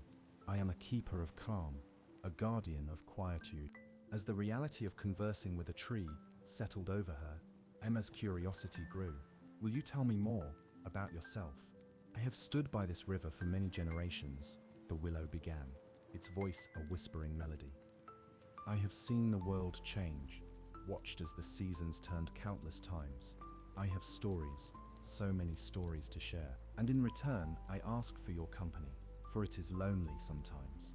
Being a tree, that night, under the starlit sky, Emma listened as the willow shared tales of the past, of children who had played around its trunk, of lovers who had exchanged vows beneath its boughs, and of old men who had sat in its shade, contemplating the mysteries of life. Each story was a thread in the rich tapestry of the willow's existence, woven with wisdom and a deep understanding of the human heart. Emma found herself returning to the willow night after night, drawn by the comfort of its stories and the peace it offered. Each visit deepened the bond between them, a friendship forged across the divide between species, grounded in the timeless whispers of the willow. Chapter 3. The Willow's Tales. As the seasons changed, so too did Emma's nightly visits become a cherished routine. She would hurry through her dinner, feigning tiredness so she could escape to her room, and then, once assured of her parents' distraction, she'd slip out to the park. The willow, with its sprawling branches gently caressing the cool night air, became her sanctuary, a place where she could unburden her young heart and find solace in the tree's ancient whispers. One crisp autumn evening, as Emma nestled into her usual spot against the comforting trunk of the willow, the air was ripe with the scent of falling leaves and distant wood smoke. The willow seemed to sense her approach, its leaves rustling a soft greeting. "Good evening, Emma." The willow's voice was a soothing whisper, mingling with the rustle of dry leaves. "Tonight, I have a special story for you, one from the very beginning of my memory." Emma leaned back, her eyes reflecting the silvery glow of the moon. "I'd love to hear it," she replied, her voice filled with eager anticipation. "It was many, many years ago," the willow began, its voice carrying the weight of ages. "This park was not yet here, and the river flowed through a vast meadow.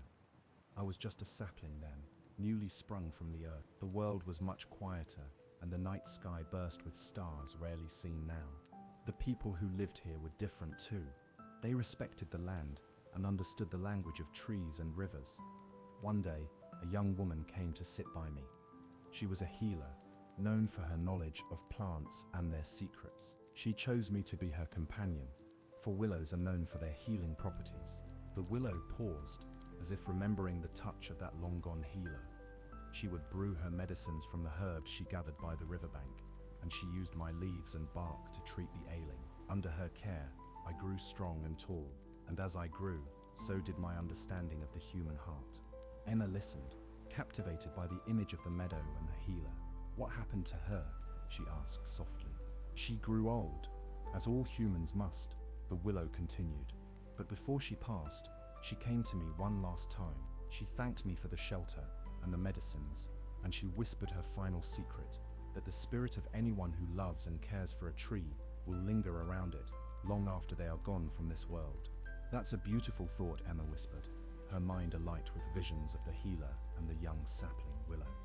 "Yes, and since then I have been here, watching over those who seek my shade and my stories. Each person leaves a part of themselves with me, and in my way, I keep them and their stories alive." The willow's tale that night taught Emma something profound about the cycles of life and the connections between all living things. It wasn't just the story, but the way the willow told it, with a voice full of memory and a gentle acceptance of the passage of time. As the night wore on, the willow shared more tales, each a glimpse into the lives it had touched. There were stories of joy, of sorrow, and of peace found under its boughs. Emma felt a deep sense of privilege that she too was now a part of the willow's vast tapestry of life. When it was time to leave, Emma laid her hand against the bark of the willow, feeling the pulse of life beneath its rough surface. "Thank you," she said, not just for the stories, but for the peace that had settled in her heart, a peace she knew she would carry with her into the world beyond the riverbank. Chapter 4: Seasons Change. As the weeks turned into months, Emma's visits to the willow became a rhythm that structured her life. Each visit brought new stories and deeper reflections, weaving a rich tapestry that colored her days and influenced her dreams. The willow, ever patient and wise, continued to share its observations of the world, offering Emma a broader perspective that she had never considered before. With the arrival of spring, the park transformed under the gentle warmth of the season. The river, once subdued by winter's chill, now bubbled with a vivacious energy, and the meadow around the willow burst into a kaleidoscope of wildflowers. Birds returned, filling the air with their jubilant songs, and the world around Emma seemed to awaken with a renewed sense of life. One evening, as Emma approached the willow, she noticed how the buds on its branches were just beginning to unfurl into young green leaves. The sight filled her with a sense of renewal and hope. She greeted the willow, which responded with a soft fluttering of leaves, akin to a warm embrace. "Emma," the willow whispered, its voice a melody with the wind.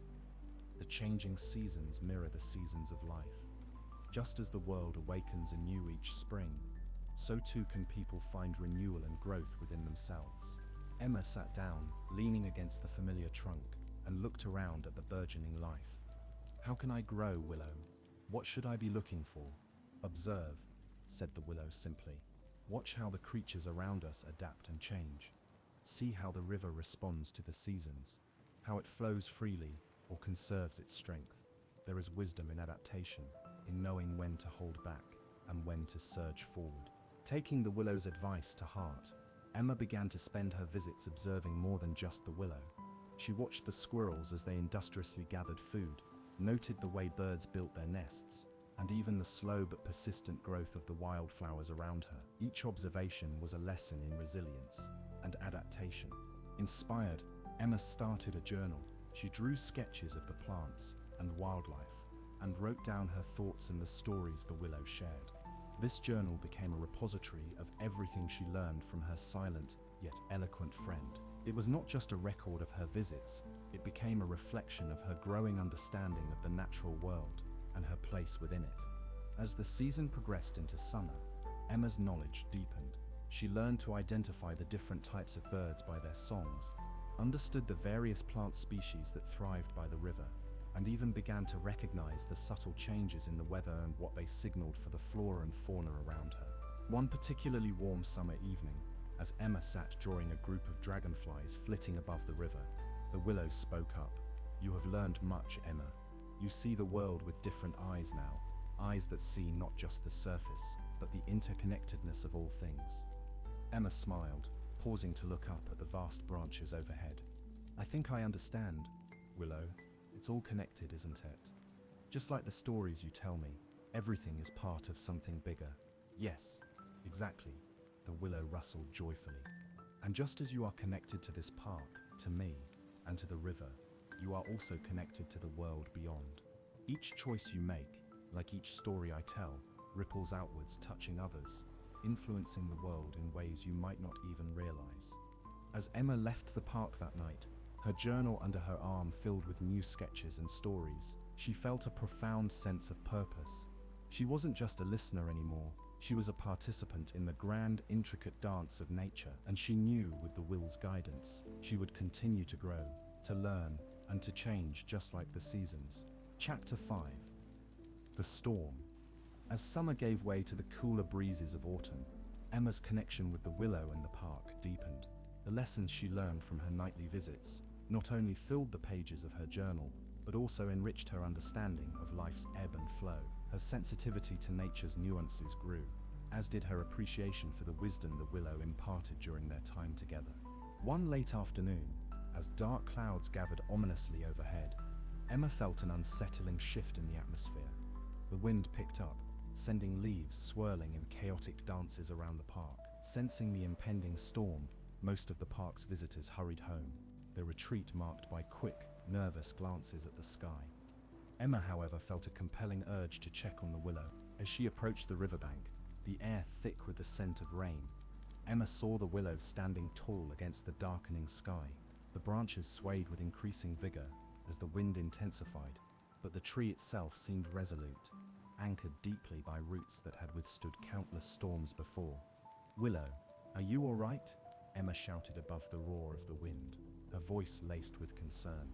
The willow's response was a soft rustle, almost lost in the gusts. "Do not worry.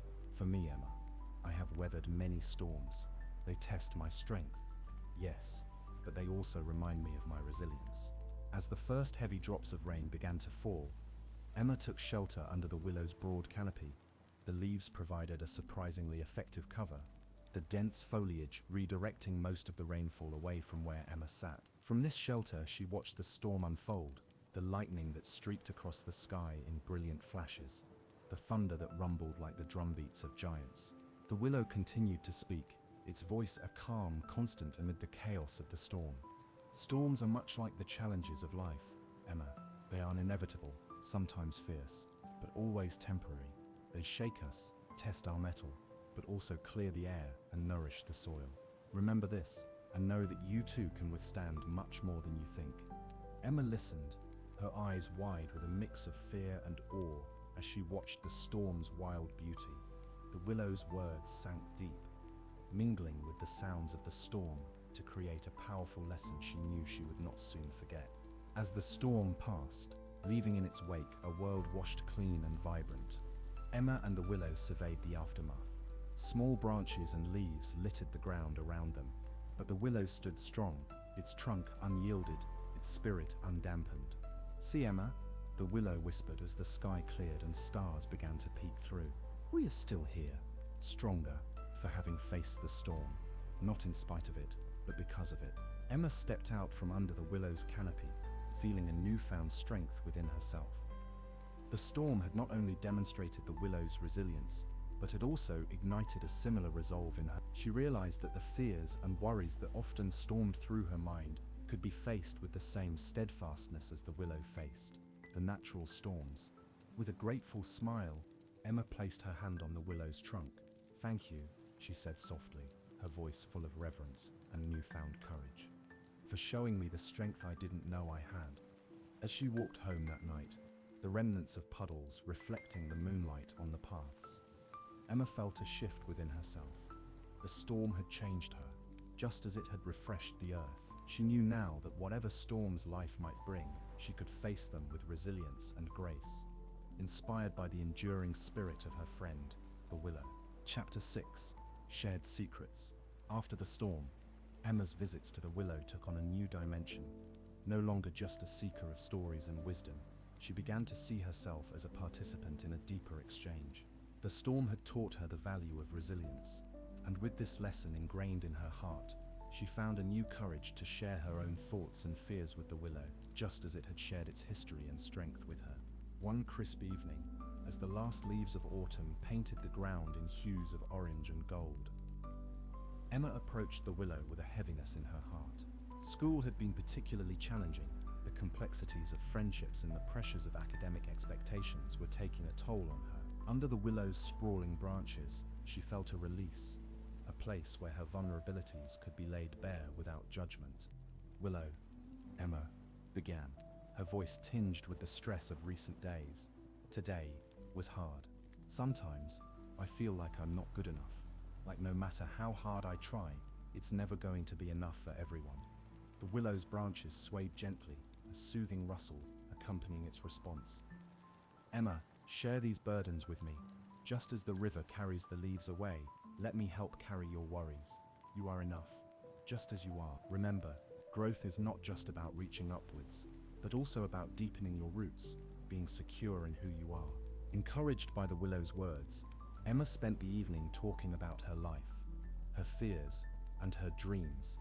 The willow listened, its presence a comforting constant, as the sky darkened and stars began to twinkle through the canopy of branches. Every so often, it would interject with a story from its own vast experience, embedding lessons about self-worth and perseverance within tales of past visitors who had faced similar struggles. As the nights grew colder and the first frosts threatened to paint the world in icy hues, Emma continued her visits. Each conversation helped her to unburden her heart, and in return, the willow seemed to grow more vibrant, its energy invigorated by the shared connection. The tree imparted wisdom about accepting change and finding strength in adversity, using stories of winter's quiet beauty and the promise of spring's renewal. "Each season brings its challenges," the willow told her one night, as a gentle snow began to fall, dusting their meeting place in white. "But also its lessons. Winter teaches us about the beauty of withdrawal, of conserving our strength and preparing for the eventual rebirth. Just as I stand here, seemingly dormant, but alive with potential, so too can you find power in reflection and rest."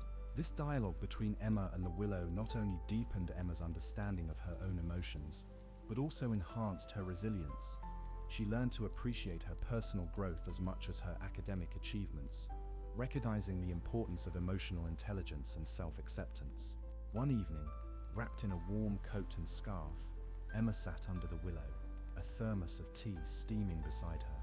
"Willow," she said, a smile spreading across her face, "I think I'm ready to face whatever comes, with you by my side." The willow rustled, a sound like laughter rippling through its leaves. "And I, in turn, am here, always, through seasons and storms, through your triumphs and trials. We share these secrets, you and I, and through them, we are both strengthened." As the winter deepened, Emma found not just solace, but a profound joy in her unique friendship with the willow. The shared secrets between a girl and her tree, each imparting strength to the other, created a bond that would endure through the seasons of life. Chapter 7. The History of the River.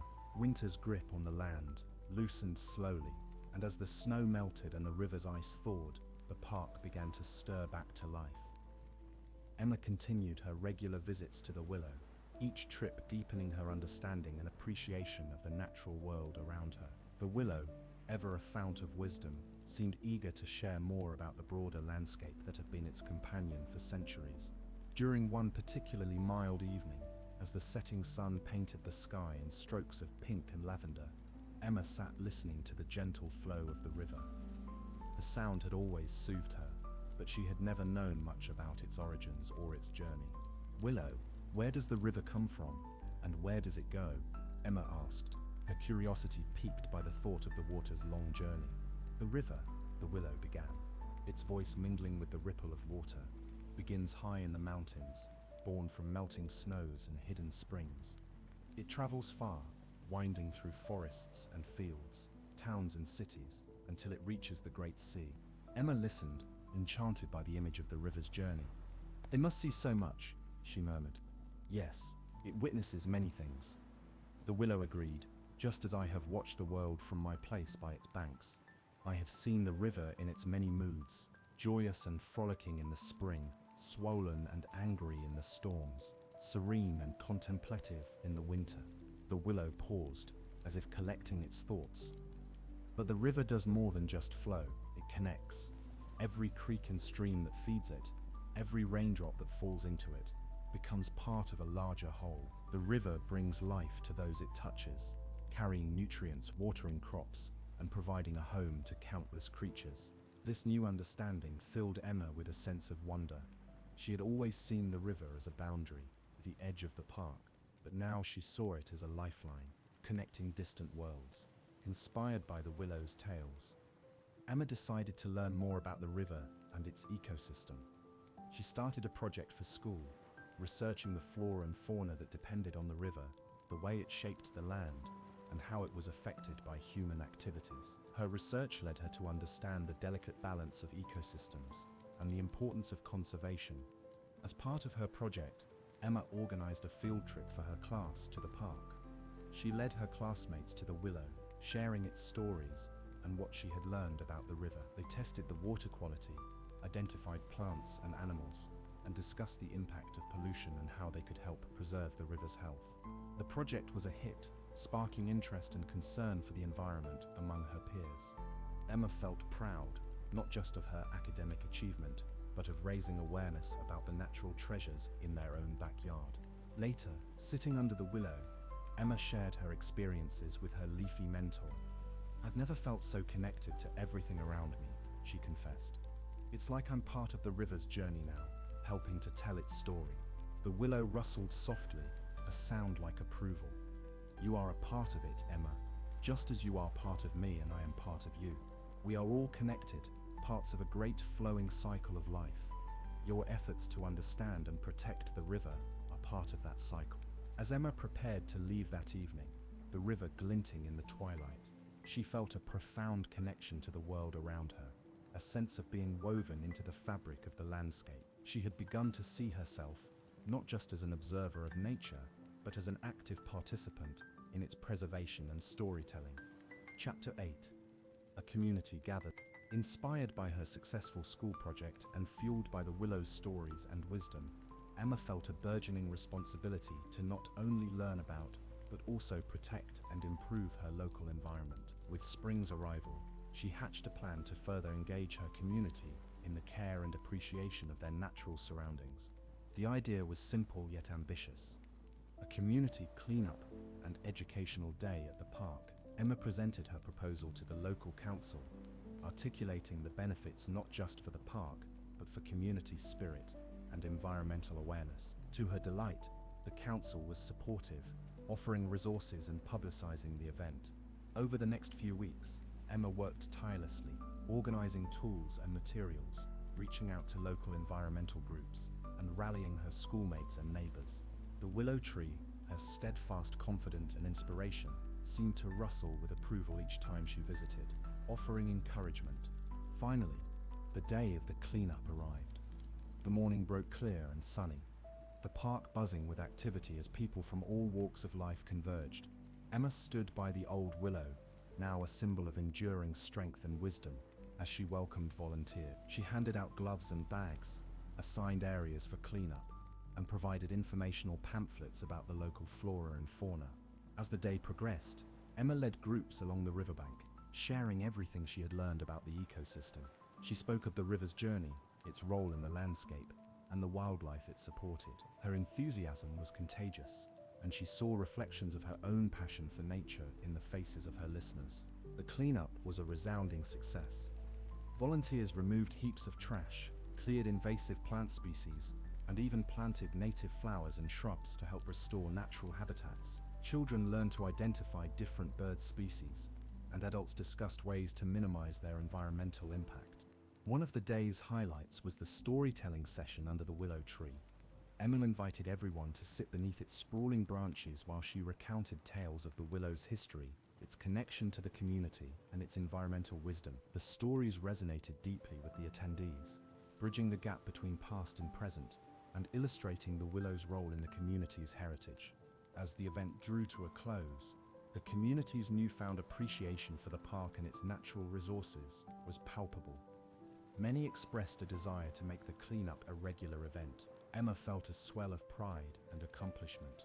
She had initiated a meaningful connection between her community and their environment. The day ended with a small ceremony by the river, where everyone gathered to thank Emma for her initiative. As they clapped, Emma looked over at the willow, its branches swaying gently in the evening breeze. She felt an overwhelming sense of gratitude and connection, not just to the tree, but to the entire community now united in a common cause. That night, under the stars, Emma returned to the willow to share the day's successes.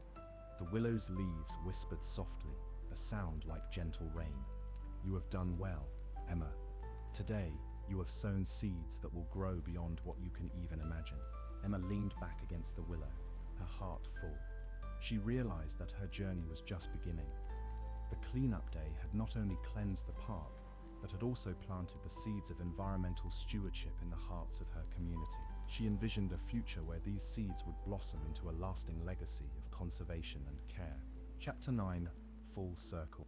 Years passed, and the seasons of Emma's life transitioned as fluidly as those of the park around her. The girl who once sought solace under the branches of an old willow tree had grown into a confident young woman, her roots in environmental advocacy deepening as she pursued studies in environmental science. The park, and particularly the willow, remained her sanctuary and her muse, a place where she could reconnect with her purpose and reflect on the journey that brought her here. Emma's commitment to the park had ignited a community-wide passion for nature and conservation. The annual cleanup day she had initiated in her youth had blossomed into a well-loved tradition, drawing more participants each year and expanding into other environmental activities. Emma watched with pride as what she started influenced not just local policies, but also the personal habits of her neighbors, encouraging a greener, more sustainable way of living. Now, as Emma approached the willow one crisp autumn afternoon, she brought with her a group of local school children. They were a lively bunch, their youthful curiosity and boundless energy a stark contrast to the serene, slow-paced whispering of the willow. Today, Emma was not just a visitor, but a mentor, eager to pass on the wisdom she had gleaned from her leafy friend. "Everyone, this is the willow tree I've told you so much about," Emma began, her voice filled with affection as she gestured toward the towering tree. "It's been here longer than any of us, and it has some amazing stories to share." The children gathered around, their eyes wide with wonder as they looked up at the sprawling branches of the willow. Emma shared tales of the willow's history, each story laced with lessons about resilience, the interconnectedness of ecosystems, and the importance of caring for our natural surroundings. As she spoke, Emma encouraged the children to touch the willow's bark, to feel the rough texture and imagine the slow, steady pulse of life within.